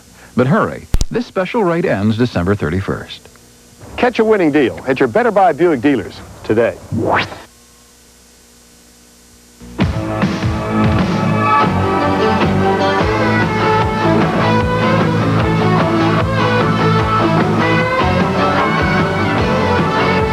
Out here, there's a beer brewed with a taste of the heartland. A wheat brewed beer.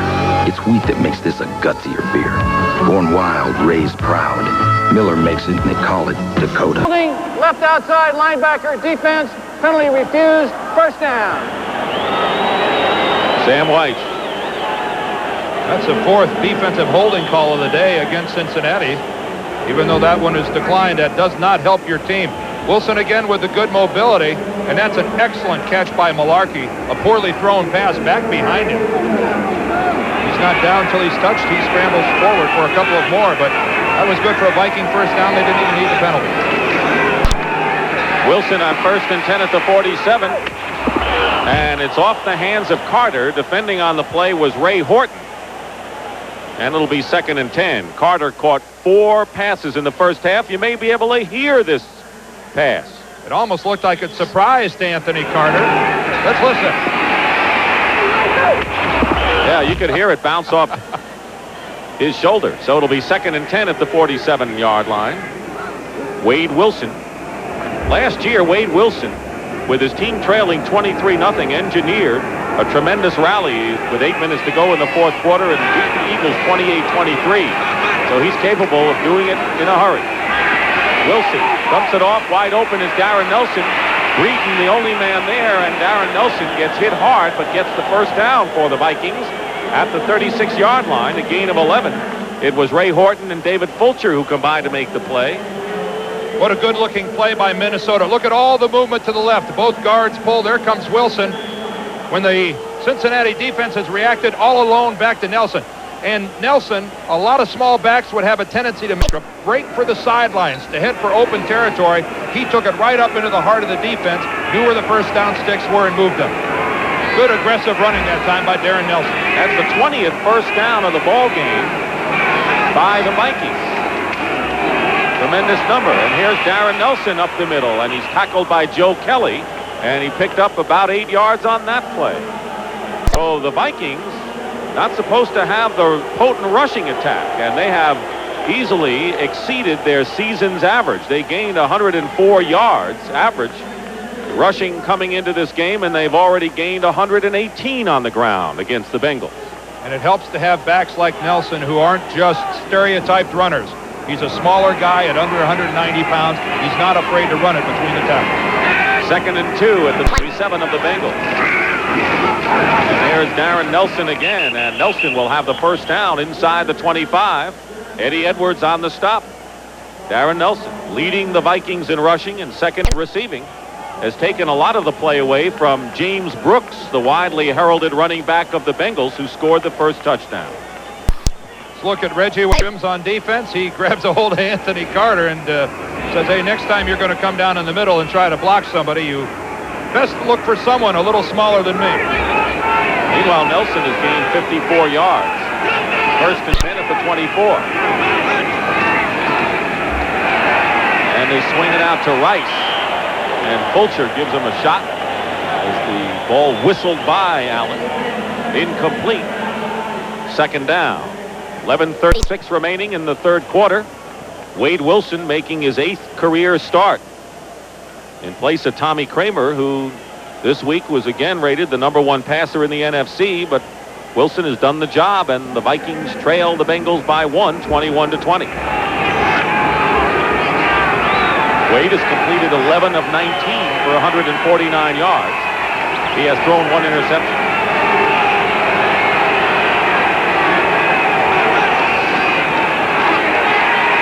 And there he goes, hit hard, and it was number 91, Carl Zander. No one picked up the inside linebacking blitz of Zander, and a loss of 9 on the play. Zander delayed a little bit before he came on the blitz. We ought to see him cross. There he comes just from the inside. He made a loop to the outside, and Wade Wilson did not see him until it was helmet on shoulder pad. Whose responsibility would that be when they have a game on like that? Well, normally in a situation like that, because of the flow of the backs, I bet Zander was unaccounted for. He's called a hot linebacker. In reality, it's the quarterback's responsibility. He has to see him and get rid of the ball. 3rd and 19, back to the 33, and Wilson getting pressure again. And this pass is caught inside the 15-yard line by Hassan Jones. And all over him was Horton on the defense, and it's close to a first down.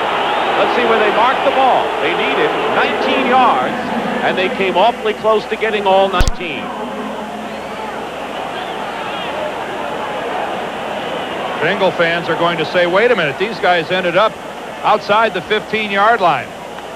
The contact was made closer to the 14 than it was to the 15, and they'll have to stretch the chains. Another dazzling throw by Wade Wilson. They're going to be shy by that much. And decision time for Burns. So far on 4th downs, the Vikings are 2 for 2. Now a field goal here, though, would give them the lead for the first time in the game. Somehow I get the feeling they're going to try for the first down. Maybe the Vikings' lucky day. Why not 3 for 3? There's Bob Snelker on the right side of the picture. On their 2 previous 4th downs, it was Alfred Anderson off right guard. And remember the play where Darren Nelson came across the backfield and turned upfield for the first down. They got Huffman, Malarkey, and Hilton bunched together. And Wilson tries to take it himself on a quarterback sneak. And this may call for another measurement. Ross Browner and Ron Simpkins came up strong. Well, the spot is everything. It's awful tough to not make it on the quarterback sneak when you only have an inch or 2 to go. Well, they've got to measure. Oh, yeah, I mean, that's no gimme. And he may not have it. The Bengals seem to think he's not there. Oh, you know that? He lost on the play. The Bengals seem to think that the Vikings came up short. And from the naked eye, it looks like he lost yardage on that play. Unless the yard lines are off, he didn't get it. You'll hear the crowd.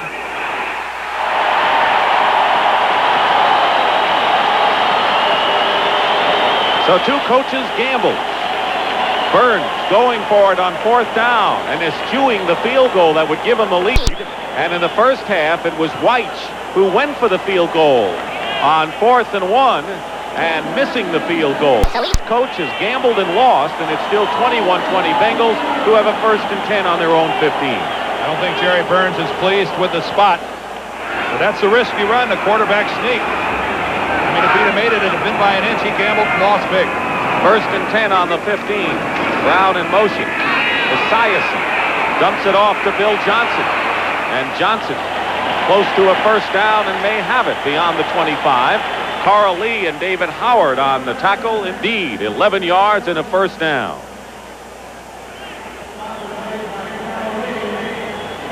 Wade Wilson hearing from Jerry Burns. I don't know what good it's going to do. There's no way. You didn't get the spot you wanted. And I don't know that you even got the surge that you wanted. Jerry Burns complaining, but I don't know that he has a valid argument. 1st and 10 at the 26-yard line. 21-20 the Bengals lead. They've led all the way. First down yardage had come down, but still impressive. Bill Johnson powers his way to the 30-yard line. Tim Newton, among others, was in on the tackle for Minnesota. So what does this game all mean? Well, as we told you at the outset, the Bengals tied for first place with the Cleveland Browns in the AFC Central at 7-4. And right now, the Browns, after trailing early, have taken the lead over the Steelers 21-14. These teams will still play later on in the year, and we'll show you what the schedules look like later. Meanwhile, the Vikings are one of several clubs at 6-5 who have a shot at perhaps the last wild card berth, because you figure the loser of the Giants and Redskins will certainly get one. Yeah, one of those is in for sure. 2nd and 6 at the 30, with 9.5 remaining in the third. Esiason On his way down, completes it to Collinsworth. And Collinsworth is wrestled down at the 42. The crowd is yelling for a face mask. And they have to separate some of the athletes out there. After Collinsworth picks up 12, Isaac Holt was the man on the drop. A neck tackle by Holt.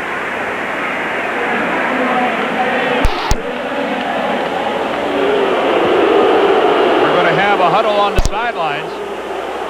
The flag came down very quickly.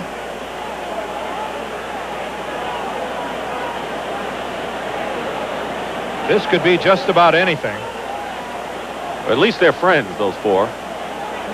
Notice body contact is very important among officials. They always put their arms around each other. If they didn't like each other, they wouldn't be talking as friendly as they are.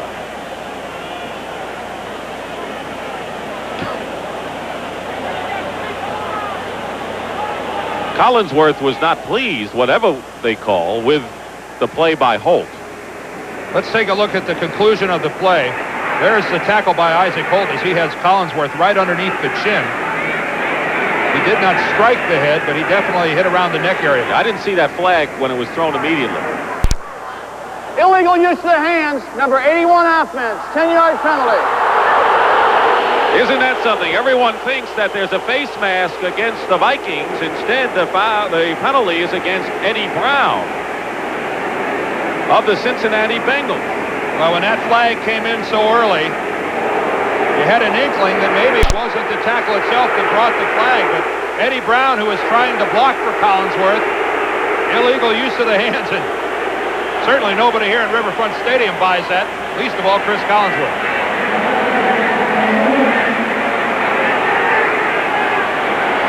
Second down and 5 at the 31 for the Bengals, and they'll send out Kreider and Collinsworth to the top of your screen.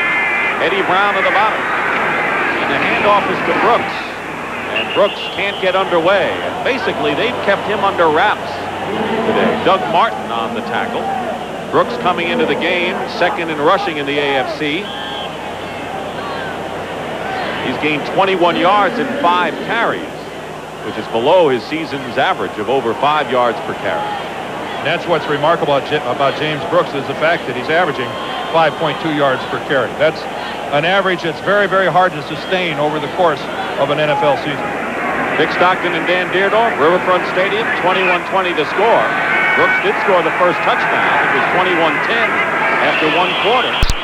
And flags, I've never seen so many yellow flags thrown at one time.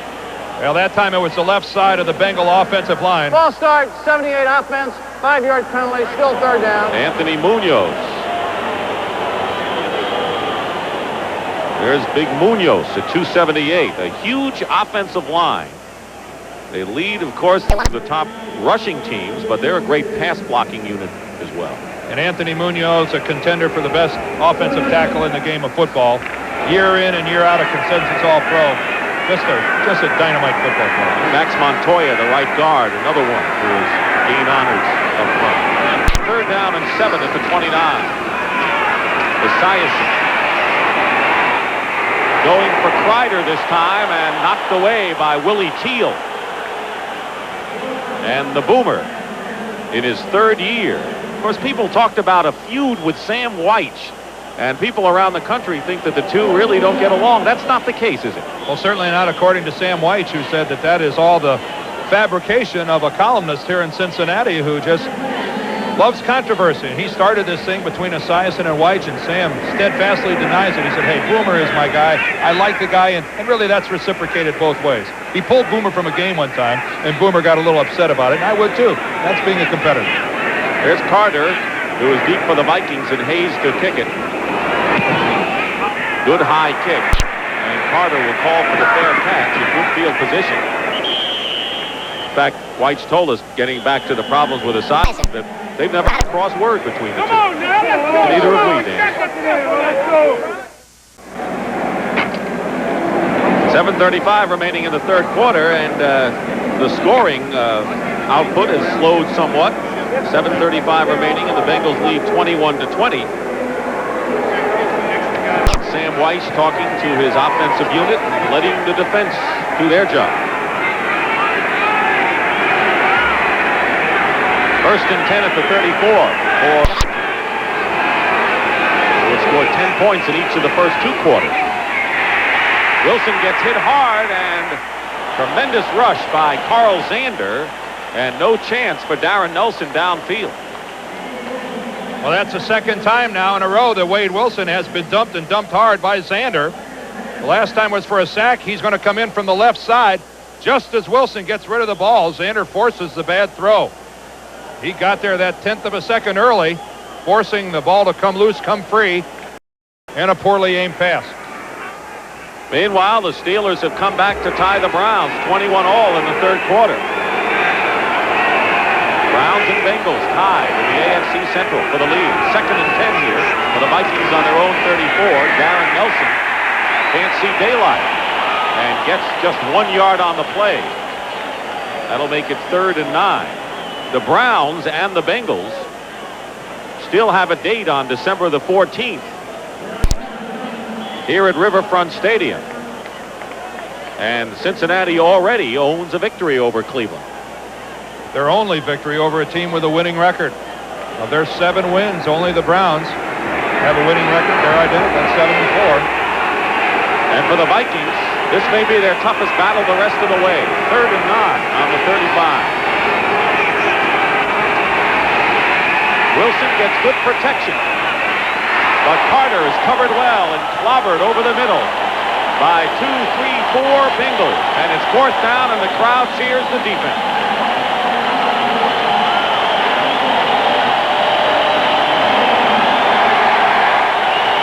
I'll tell you a guy that's doing some hitting. It's number 33, David Fulcher.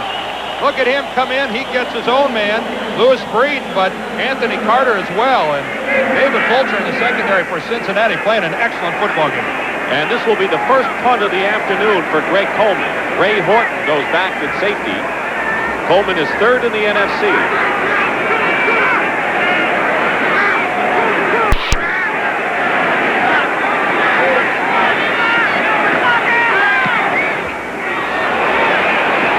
Horton on the run at the 32-yard line. Lost his footing, recovers, and Horton gets to midfield. And it was Coleman who made the tackle. An 18-yard return by Ray Horton following a 33-yard kick by Coleman, and the Bengals with good field position off of this. And the reason it was a low line drive kick, look how long it is before a Viking even comes into view. Ray Horton took the low kick from Coleman, and again, these offensive teams start with good field position. Not only is Chris Collinsworth the leading receiver for the Bengals, but he's in his first year of law school and is going to law school during the year 3 days a week. And there they come after huddling on the sideline. Show offense. 1st and 10 midfield for the Bengals, leading the Vikings 21-20. James Brooks to the 45 and fumbles it out of bounds. And of course, it'll go back to the point that he fumbled the ball, which is at the 45 of Minnesota. Solomon made the hit. Got a lot of little bean bags down on the field. The officials threw the bean bags to the spot where Brooks fumbles the football. He gets hit right there. There it goes forward. And even though the football went beyond the 1st down chains, it goes back to where he let loose of the football. They'll have 4 yards to go to get a 1st down. They mark it at the 43-yard line, so that's 7 yards on that carry. 2nd and 3. And they go to Brooks again, outside. Brooks will have the 1st down, inside the 40. And this time it was Chris Martin and Isaac Holt on the tackle for the Vikings.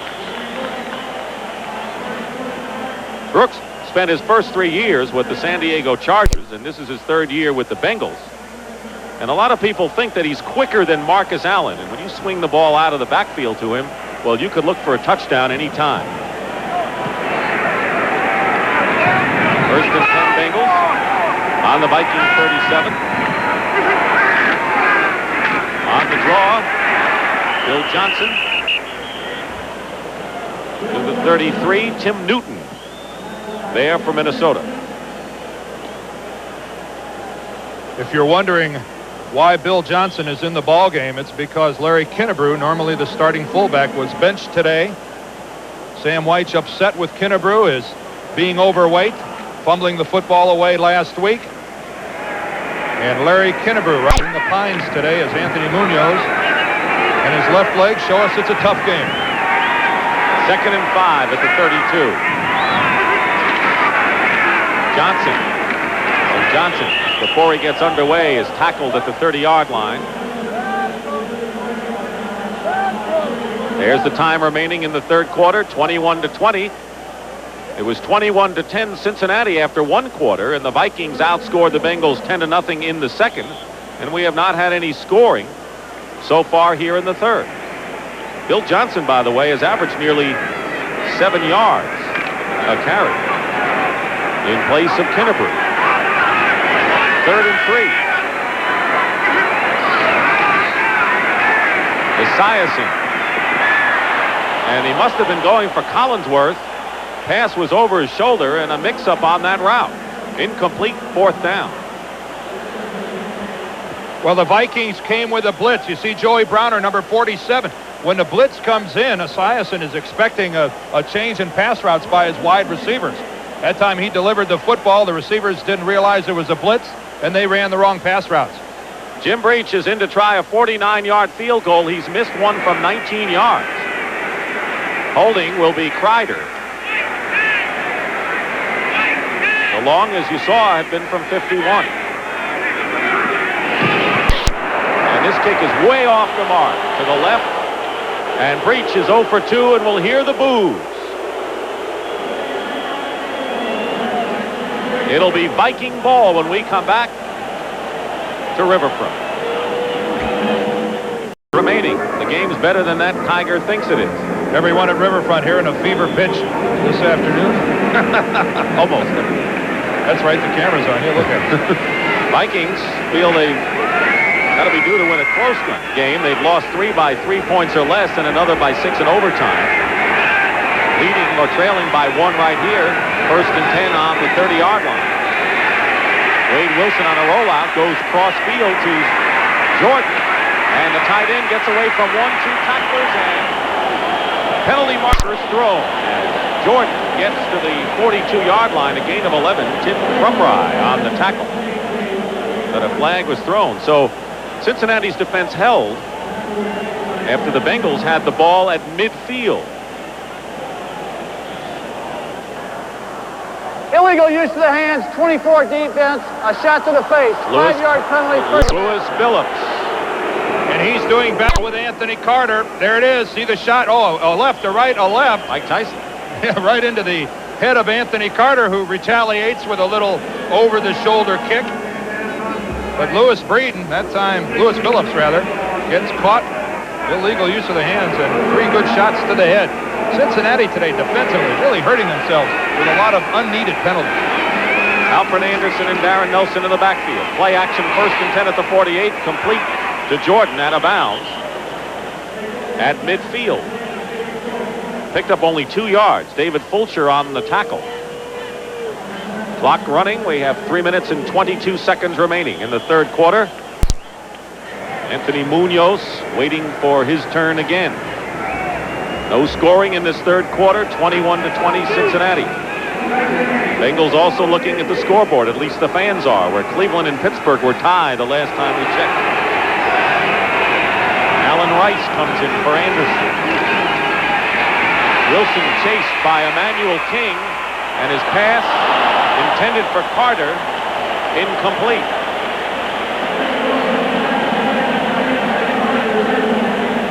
Boy, that was a lucky break. The blitz was on, and Wilson gets out, and the Cincinnati defender is laying on the ground. Lewis Breeden fell. There's no way that ball could get to Anthony Carter, and it's just, that could have been a big play, Minnesota. He seemed to have his feet in bounds if he had held on. Yeah, if he could have held on to it, it probably would have been very close, though, very close. 3rd and 8, midfield.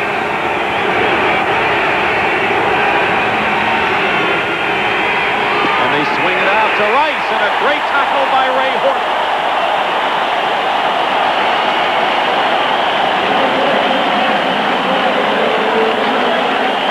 He had won the job at right cornerback, but lost it to Lewis Phillips, the rookie. But he's playing a strong game today in the nickel package. Offensively, Minnesota got what they wanted. A running back singled up on a DB, but a fine open field tackle that time by Horton. And Greg Coleman will punt for the second time. He did not get off a good one the first time, and Horton, who made the first down saving tackle, is back for Cincinnati. Better kick this time for Coleman, but it takes a Cincinnati bounce and goes out of bounds. And they'll mark it at the 27 with 2:05 remaining in the third quarter. Wild card and division championships dancing in their heads are battling it out here at Riverfront Stadium, a sellout crowd. That's the time remaining in the third quarter. We have not had any scoring here in the third, and the Bengals cling precariously 21-20. With 2:05 to go, they have a 1st and 10 on their own 27-yard line.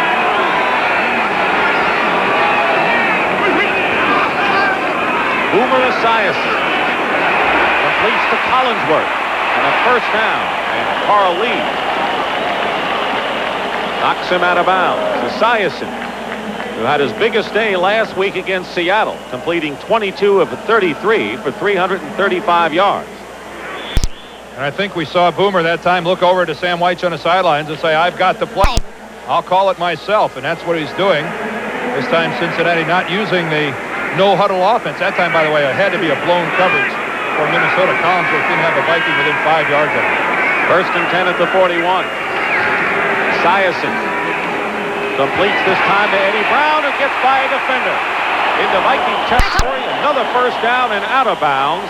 John Harris made the play, and it was Isaac Holt who missed him. Isaac Holt, the normal starter at left cornerback, this time comes up. He's going to attempt to make the play, but watch how he moves right by.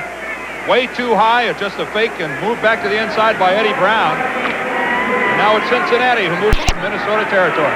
That was a gain of 16 yards. Brown has caught 2 passes for 70. Don't forget he had a big 54-yarder in the first quarter.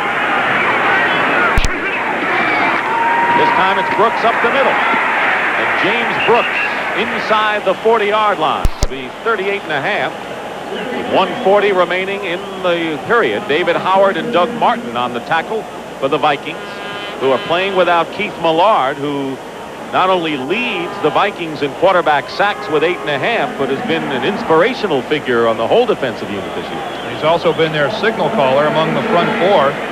His team stunts, moves around so much, they miss him in that capacity as well. 2nd and 5.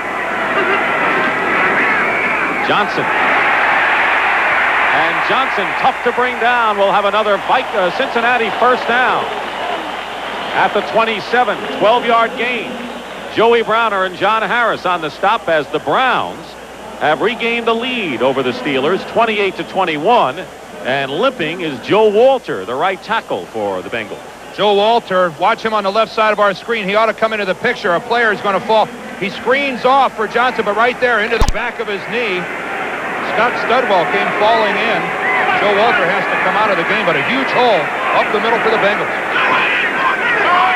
1st and 10 for the Bengals on the Viking 27. Half a minute to go in the third. Esiason, one pump, completes it to Brown. And he's dropped right there at the 20-yard line. And a gain of 7 right there. Chris Dolman and Jesse Solomon on the tackle. Watch the pass protection by the Bengal offensive line. Let's see how many of the Viking linemen are standing up. 1 down, 2 down, 3 down. That's pretty good pass protection when you put them all on the ground like that. And there's the gun. And that's the end of the third quarter with the score. The Bengals 21 and the Vikings 20 will return to Riverfront Stadium in Cincinnati after these messages from your local station. Sports coverage of the National Football League is sponsored by Miller Genuine Draft, cold filtered for real draft smoothness. It's beer at its best. Toyota, builder of tough, powerful, reliable trucks, Toyota. And by Radio Shack, your Christmas electronics store. Start of the fourth quarter, Dick Stockton and Dan Deerdorf. It'll be 2nd down and 4 at the 19-yard line for the Bengals, who lead 21-20 over the Vikings. Johnson who has gained 70 yards, is about 2 yards short on that play. Here's the way the scoring has gone. Most of the touchdowns have come on the ground. Stanley Wilson has scored twice for Cincinnati. Darren Nelson has a touchdown on the ground. Wade Wilson in a quarterback sneak. Chuck Nelson has 2 field goals. The only passing score was Esiason to James Brooks, the first score of the ball game, and a lot of yardage chalked up so far today. Third down and a long one for the Bengals.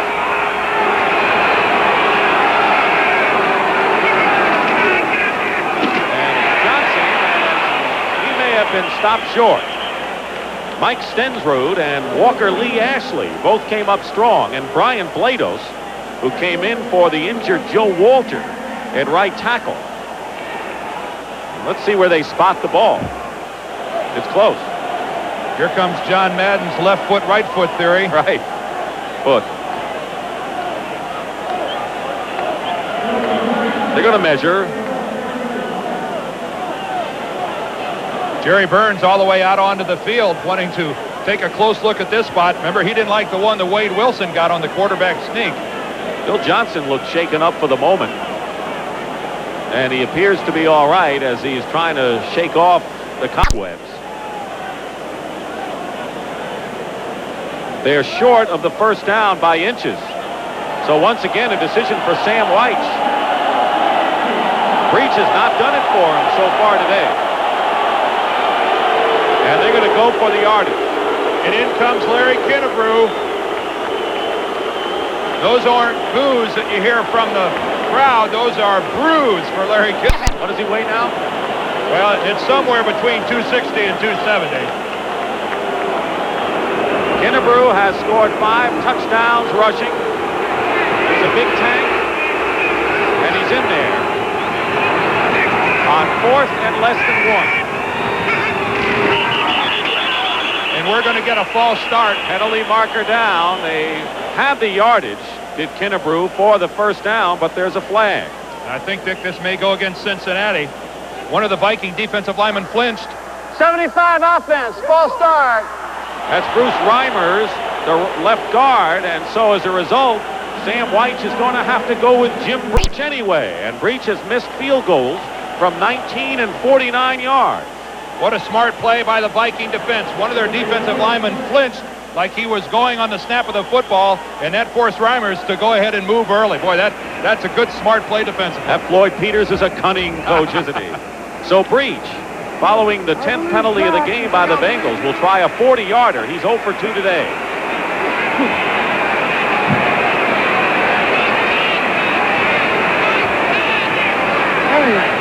Ryder is holding.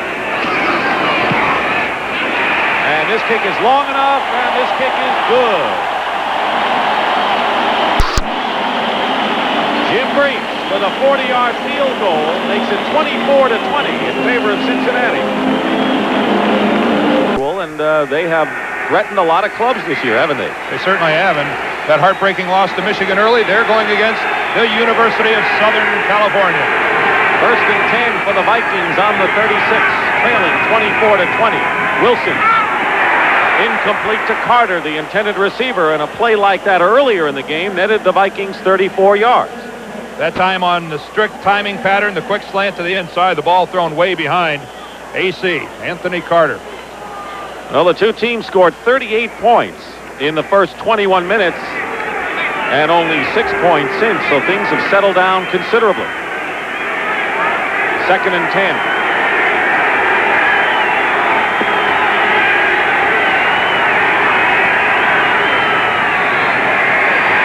Wilson, incomplete. Anderson, the intended receiver, and Eddie Edwards. And company with a good pass rush. Cincinnati loves to blitz on 2nd down. That time they were effective. The pass stunt inside. The blitz forced Wade Wilson to have to throw the ball before his receiver made a break. Good pressure. Good upfield rush by all the Bengal defensive linemen that time. 3rd down and 10. Hassan Jones comes in as the 3rd wide receiver. He's to the top of your picture. The blitz is on, and Wilson goes down. Edwards.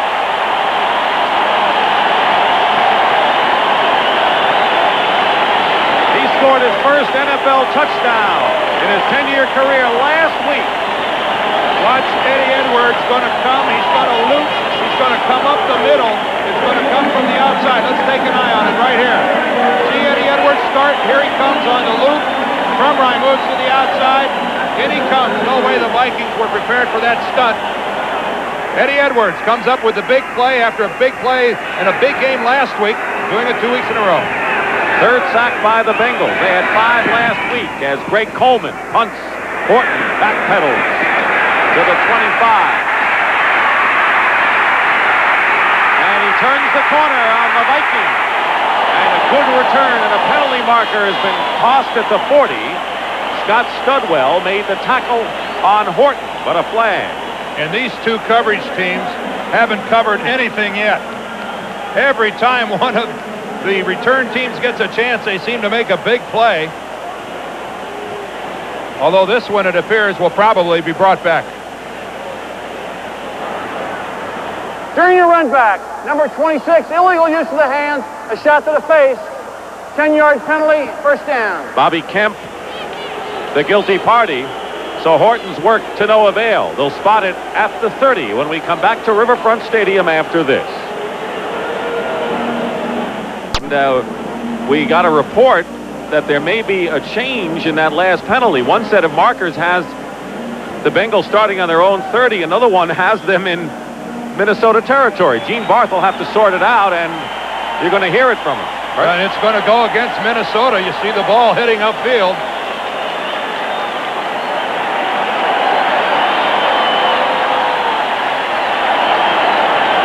Originally, it was against Cincinnati. Now it's against Minnesota. The foul was reported incorrectly. The foul was on the kicking team. That's a 5-yard penalty tacked on from the end of the run. Well, the crowd loves that reversal. What do they say? An umpire, an official never changes his call. And, of course, they didn't because of any argument, but they changed that one. Minnesota has played practically a penalty-free game, certainly since the beginning. And I'm sure they consulted with the replay official to find out exactly where they ought to spot the football. That is one good example of where the replay comes in handy. There they are.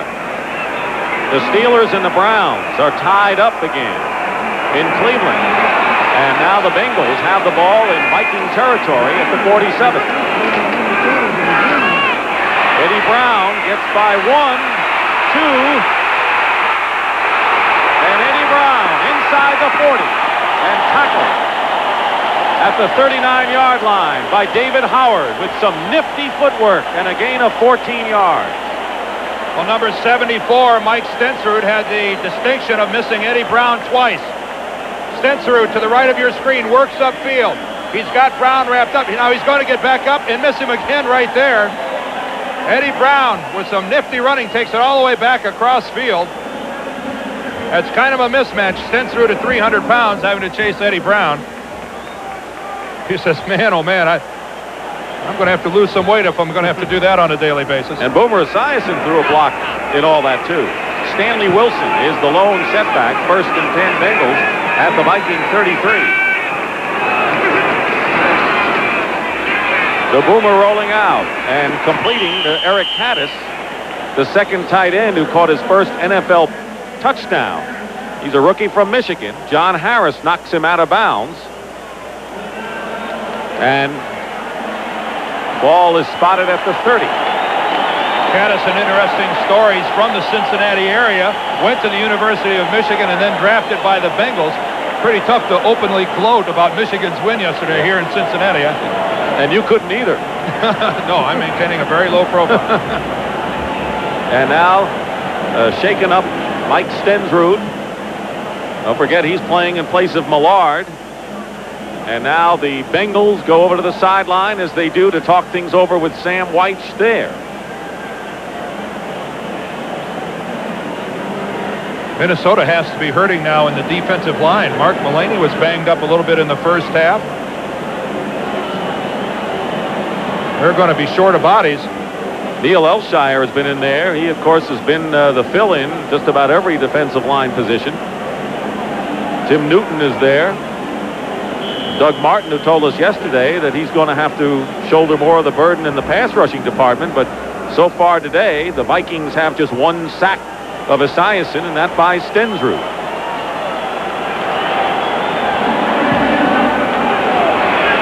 It'll be 2nd and 7 at the 30-yard line. Elshire is at right tackle. Esiason completes it to Eddie Brown. Willie Teal gives chase, and Tim McGee paused that tackle to be made. What was that all about? Well, all he's trying to do is block for his own guy. He blocked too much. Oh, that's good hustle by Tim McGee. The designed rollout. Esiason moves so well. Look, no penetration on the line. Just a simple flick back across the field. Now from the right of your screen will be McGee. He's going to try to make the block on Teal. He hits Teal so hard, though, that Teal knocks down Eddie Brown. But that's great hustle by Tim McGee. And it was Willie Teal who was shaken up. He was on injured reserve first 5 games because of a knee injury, and was the starter all of last year at right cornerback. That was a good, clean block by McGee, He came in high. He didn't try to hit Teal down low, so good effort that time by Tim McGee. Well, tonight on CBS, if your car suddenly goes out of control, chances are something's wrong with it. Not so, says one manufacturer. It's not the car, it's you. Well, 60 Minutes examines that story. Then it's Angela Lansbury in Murder, She Wrote, followed by the CBS movie Women of Valor, starring Christy McNichol and Susan Sarandon. It's all tonight on CBS. Meanwhile, Eddie Brown with his 4th reception of the game as they tend to Willie Teal. And certainly, Dan, even though we haven't had a lot of scoring in the second half, the Bengals have had good field position. One time they started midfield and they've been knocking on the door and have been only able to come up with 3 points. And so the Viking defense has done a real good job. Yes, they have. And I think you have to say the same for Cincinnati's defense because, the field position for both of these teams has been excellent. That's due mostly to the fact the coverage on both sides of the football has been absolutely terrible. Whether it be kickoffs or punts, both teams have taken the day off in that respect. There's the time. A lot of it remaining. 4th quarter, 1st and 10 at the 21. Eddie Brown on a reverse, and it's James Brooks, and a big loss on the play. Back to the 31, and it was Doug Martin who made the play. Doug Martin, who had his best day against the Giants last week. Sometimes you can be too cute. And right now, offensively, Cincinnati is maybe getting very close to that stage. Loss of 11 on the play. So the cries of those who think that Sam White gets a little too fancy too often, they're the ones who are heard right now. And they're saying it very, very loudly. 2nd and 21. Back to the 32 after the 11-yard loss. Esiason going deep for Kreider. Incomplete. Double covered on the play, Rufus Bess and Joey Browner.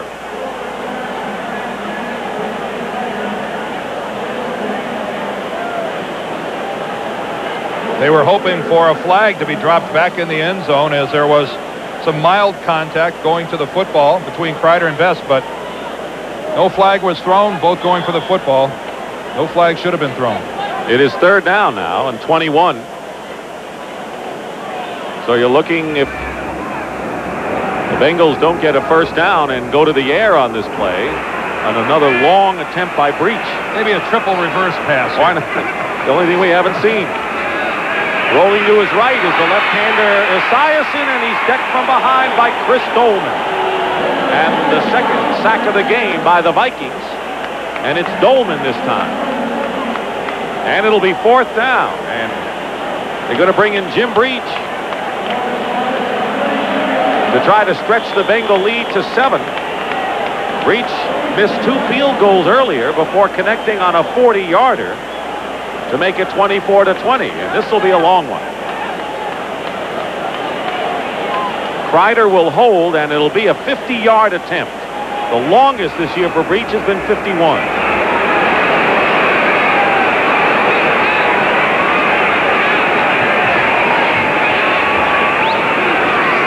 And it's a fake. Kreider being rushed, gets rid of the ball, and is picked off. Picked off by Isaac Holt.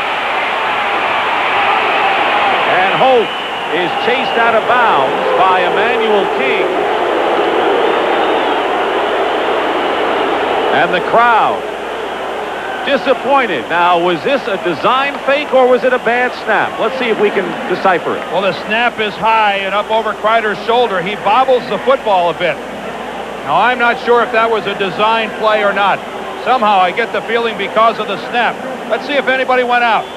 No, that's a play. Yeah. That's supposed to be a field goal all the way because of the high snap. Kreider came out and tried to throw it. Chris Dolman penetrated nicely, and Holt with his 8th interception of the year. First and 10 Vikings on their 33, and there's Darren Nelson giving ground and losing ground. Back to the 29. Reggie Williams. Time remaining, 8 minutes and 34 seconds. And a 4-point Bengal lead, 24-20.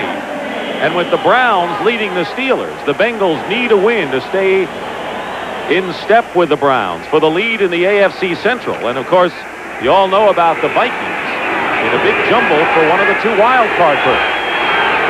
2nd and 13.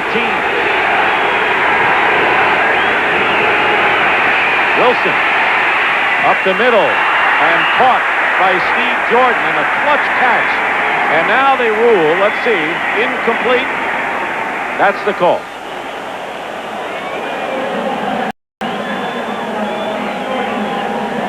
Robert Jackson defending. Let's look at this. You're a Cincinnati defender. There's Steve Jordan, makes the break. Boy, he comes in. No way did he have the football. He's fighting it out with Robert Jackson, and Jackson had the better of the position for the football. 3rd down and 13. 4 wide receivers. Make it 3.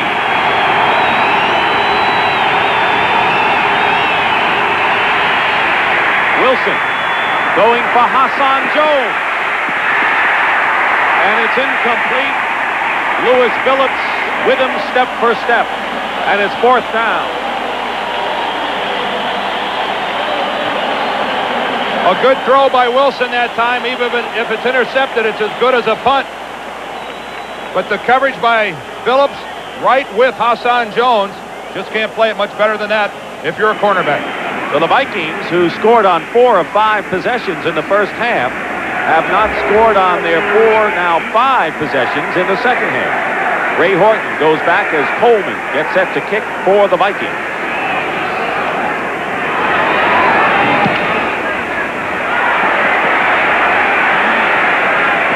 And this one will go out of bounds at about the 35-yard line with 7:46 to go. A 35-yard kick by Coleman.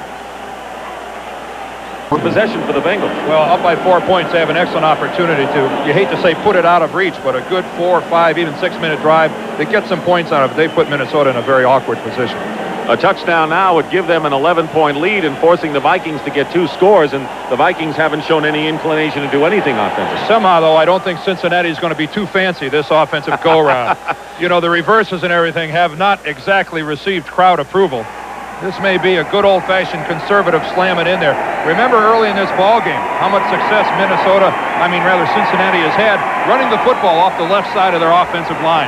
This would be the perfect opportunity for a little power football, Dick. Do you think that Sam's going to play it that way? Well, you know, I don't want to say if he's smart he will, but when I've got guys like Kazerski and Munoz and the power type of running attack he has, I'd go to it right now. Burn up some first downs, use up some clock.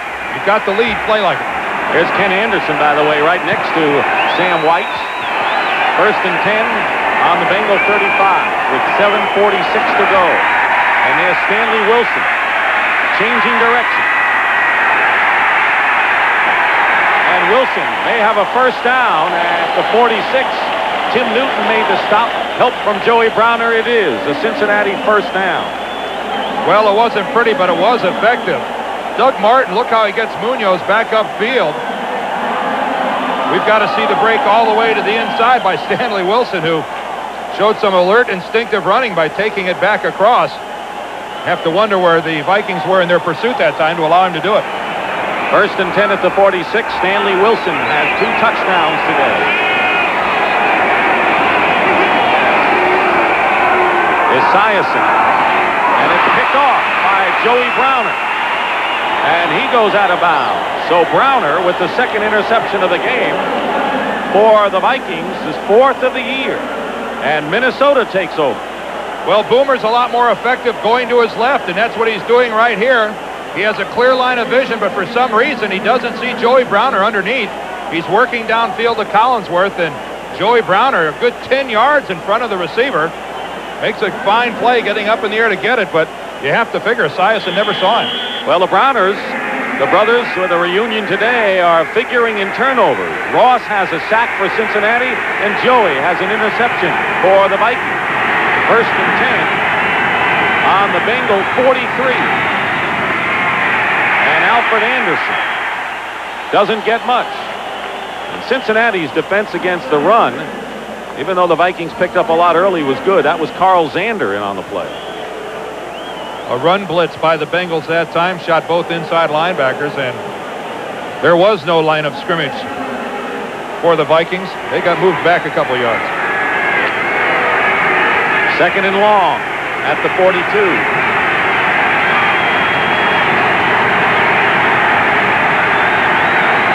This is the first time that the Vikings have started in Cincinnati territory today. Wilson, and it's deflected by Carl Zander. Zander and Joe Kelly, the 2 inside linebackers, each have an interception this year. Wilson's going to roll to his left and then try to come back across the field. See number 91. He's going to read the throw back the other way. Good mobility, but boy, not such good hands. That was a pass that Zander should have intercepted. It'll be 3rd down and 9. Hassan Jones and Leo Lewis out to the left. And it's Anthony Carter to the bottom of your screen. Wilson 0 for 5 in the 4th quarter. 0 for 6, intended for Lewis, and it's 4th down.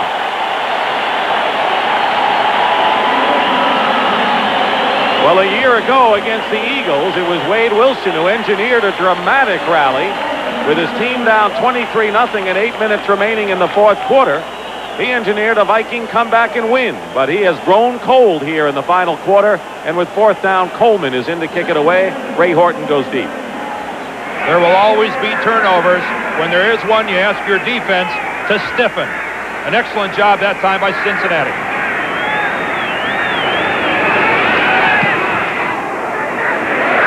Horton is going to let it bounce, and it goes into the end zone for a touchback. A 42-yard kick, and Esiason talking things over with White. And with 5:55 to go, Cincinnati with a 4-point lead in the ball. And here's what's happening in Cleveland, where the Browns and the Steelers are all tied at 28 in the 4th quarter. Coming into today, the Bengals and the Browns were tied for 1st at 7 and 4. This was the way it looked at the beginning of the day, and keep in mind that the Browns and Bengals still have a meeting here in Cincinnati on December 14th. 1st and 10 at the 20.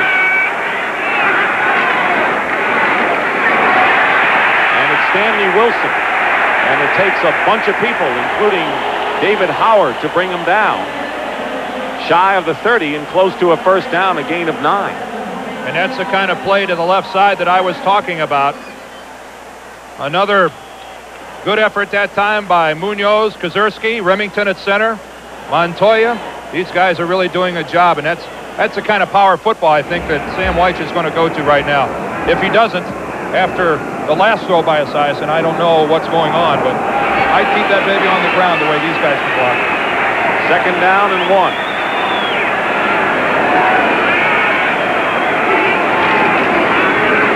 Brooks will have the 1st down.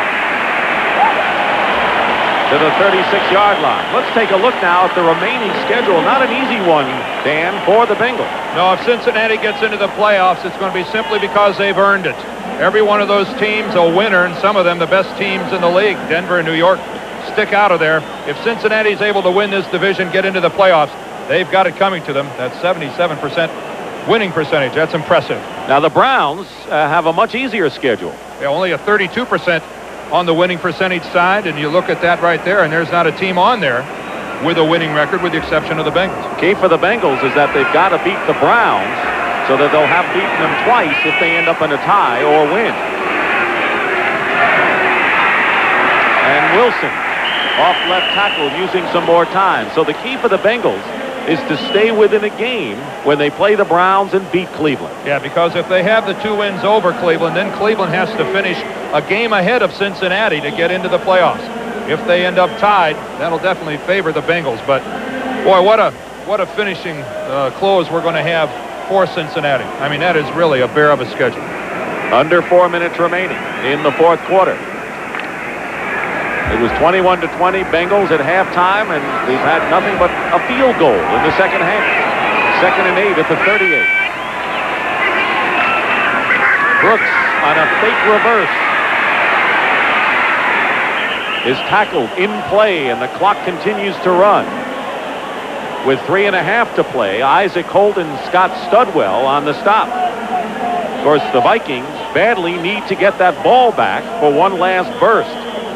At 6 and 5, the last thing the Vikings need is a loss, even though if there is one team they could afford to lose to, it would have to be a team out of the conference. Yeah, because Minnesota, after today, there are 4 remaining games: Tampa Bay, Green Bay, Houston, and New Orleans. If they could lose this one, it's best to lose an out-of-conference game, as your conference record is one of the tiebreakers. 4 wide receivers in there on 3rd and 6. Esiason loops it, caught by Eddie Brown, and a first down for the Bengals just shy of midfield. Carl Lee on the stop. And a first down by about maybe less than a yard. That time Eddie Brown knew exactly where to make his break to get the first down, and he did. And now first downs start to kill Minnesota. Not necessarily points. First downs will do it now.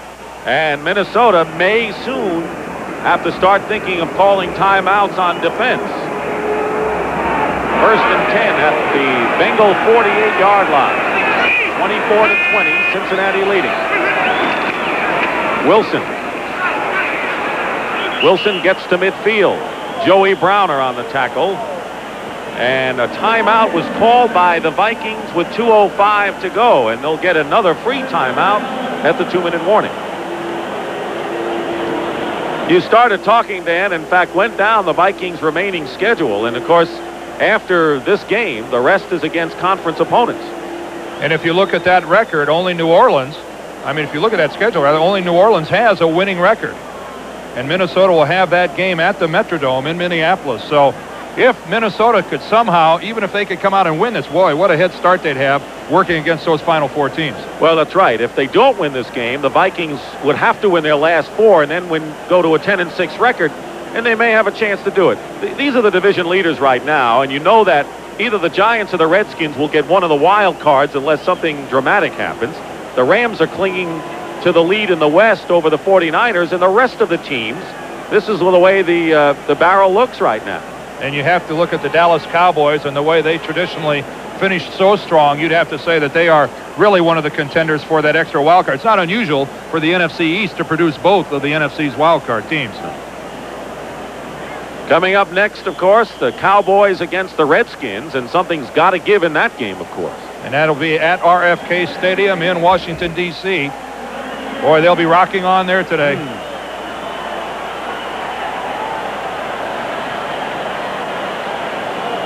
Buffalo has taken a lead over New England.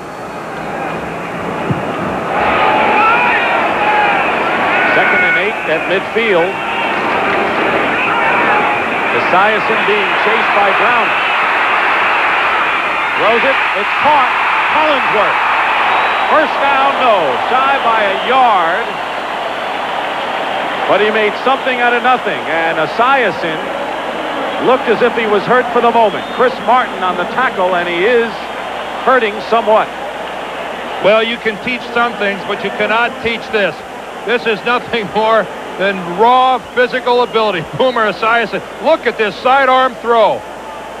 Boy, what a dart back across field to Collinsworth, and that's just one guy taking it upon himself to do. But boy, did he take a shot. He'll spin back to the inside, work across the field. Let's see what kind of a hit he takes. Joey Browner from behind, David Howard from in front. And luckily, the Bengals have a timeout. It's a 2-minute warning here with 1:55 on the clock. Ball game for the Bengals on 3rd and 1 at the Minnesota 43. And Esiason dives for it. And we'll just wait.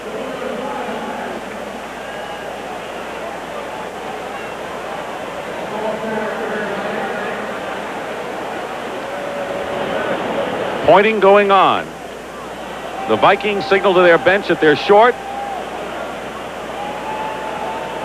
Munoz is pointing that they have the first down. They're going to measure. Now, Dan, if they have the first down, that's a big plus, of course, for the Bengals. But if they don't, what do you do if you're Sam White? Well, you punt the football and try to get punted out of bounds inside the 10-yard line. I don't know that he could afford to go for it and not get it. So this is a very big measurement if that's the case, because now he may run a triple reverse on 4th down. I mean, I don't.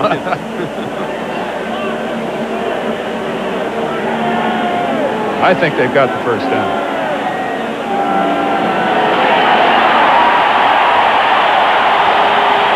Jerry Burns' face tells the story.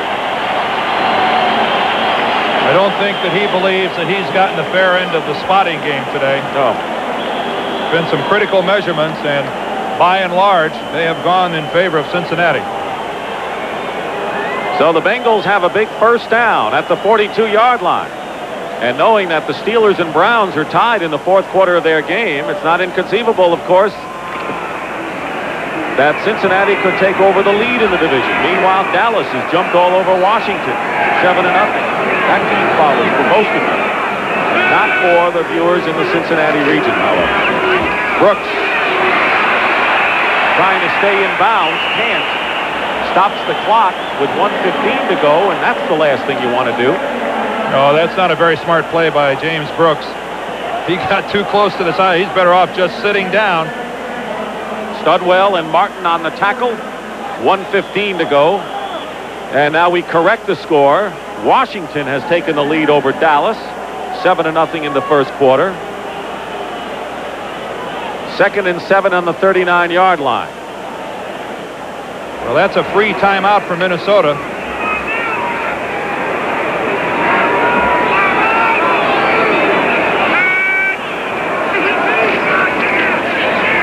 And they give it to Wilson to chew up some more time, and Wilson to the 35-yard line. It'll be 3rd down and about 2.5. And now the Vikings have to call their 2nd timeout. Howard and Newton on the stop. So Minnesota has 1 timeout left. And it'll be 3rd down and about 3. Here comes the entire offensive team over to the sidelines. This is something unusual. Cincinnati, just about the only team in the league that does this. They bring them all the way across. And look at that score. Green Bay has taken a lead over the Chicago Bears 10-9. This doesn't really affect the Vikings much because they're 3 games behind Chicago and little chance of overtaking Chicago. But on Thanksgiving Day, one of the great traditional matchups. Doesn't matter what their records are year to year. I remember in the 50s and the 60s, Green Bay and Detroit was a special day. Bobby Lane, Tobin Rote, all those players. Huh? And that'll be at 12 noon Eastern time. And you're right, I agree with you. It wouldn't be Thanksgiving without Green Bay and Detroit. It's been a while since we had that matchup, too, on Thanksgiving Day on CBS. And here's a tie between Denver and the New York Giants. And you know they're cheering that score at RFK Stadium. 3rd down and 3 at the 35. Vikings trying to hold off, get the ball back, trailing 24-20. 10 plays in this drive. Play action. They loop it to Stanley Wilson. First down. Wilson stays in bounds. And Wilson is out of bounds at the 1.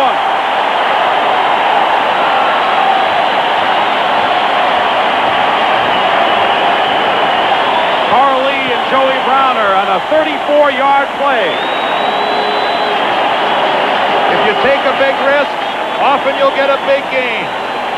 This time, Boomer on the little rollout, and Stanley Wilson. Look how smart he is, not going out of bounds. Goes ahead. Now he's going to say, hey, I'm going to try to get in. It really doesn't matter if I go out of bounds now. Fine effort by Stanley Wilson, and I guess we'll give some credit to Sam White. Good call, because it worked. It's first and goal at the 1, and the Bengals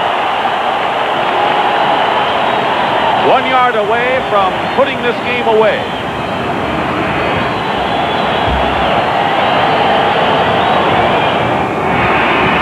And that was the first catch of the year by Stanley Wilson, who has scored twice today, and Wilson now goes, I was going to say in for the 3rd, but he may have been stopped short of the goal line. Clock continues to run. 46 seconds to go. He did not get in. And now the Vikings call their last timeout. The Minnesota Vikings use their last timeout, and this has been the kind of a season for the Vikings. Frustrating for Jerry Burns, though they have been much improved over last year. 4 of their 5 losses have been by a total of 14 points, and they trail here by 4 points with 45 seconds to go.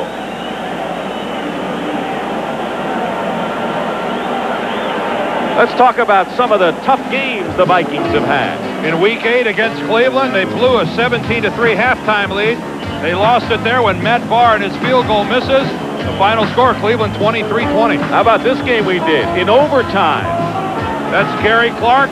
Look at that. He's going to take it in. They lose to Washington 44-38. And last week, Raul Alegre kicked the field goal after the Giants converted a 4th and 17. How heartbreaking it's been for the Vikings, and today is no different. And those losses all against 3 very good football teams. Second and goal at the 1, and the Vikings are all out of timeout. And Esiason not going for the end zone, just dropped down, and knowing that the Vikings are out of timeouts, that may be the last play of the ball game. And the Bengals will go 8-4. And the Browns have taken a 31-28 lead over the Steelers. So at worst, Cincinnati will remain tied for first in the AFC Central. Meanwhile, the Vikings will go 6-6. So for Dan Deerdorf, this is Dick Stockton saying so long from Riverfront Stadium in Cincinnati. The final score, the Bengals 24, the Vikings 20. You've been watching CBS Sports coverage of the National Football League.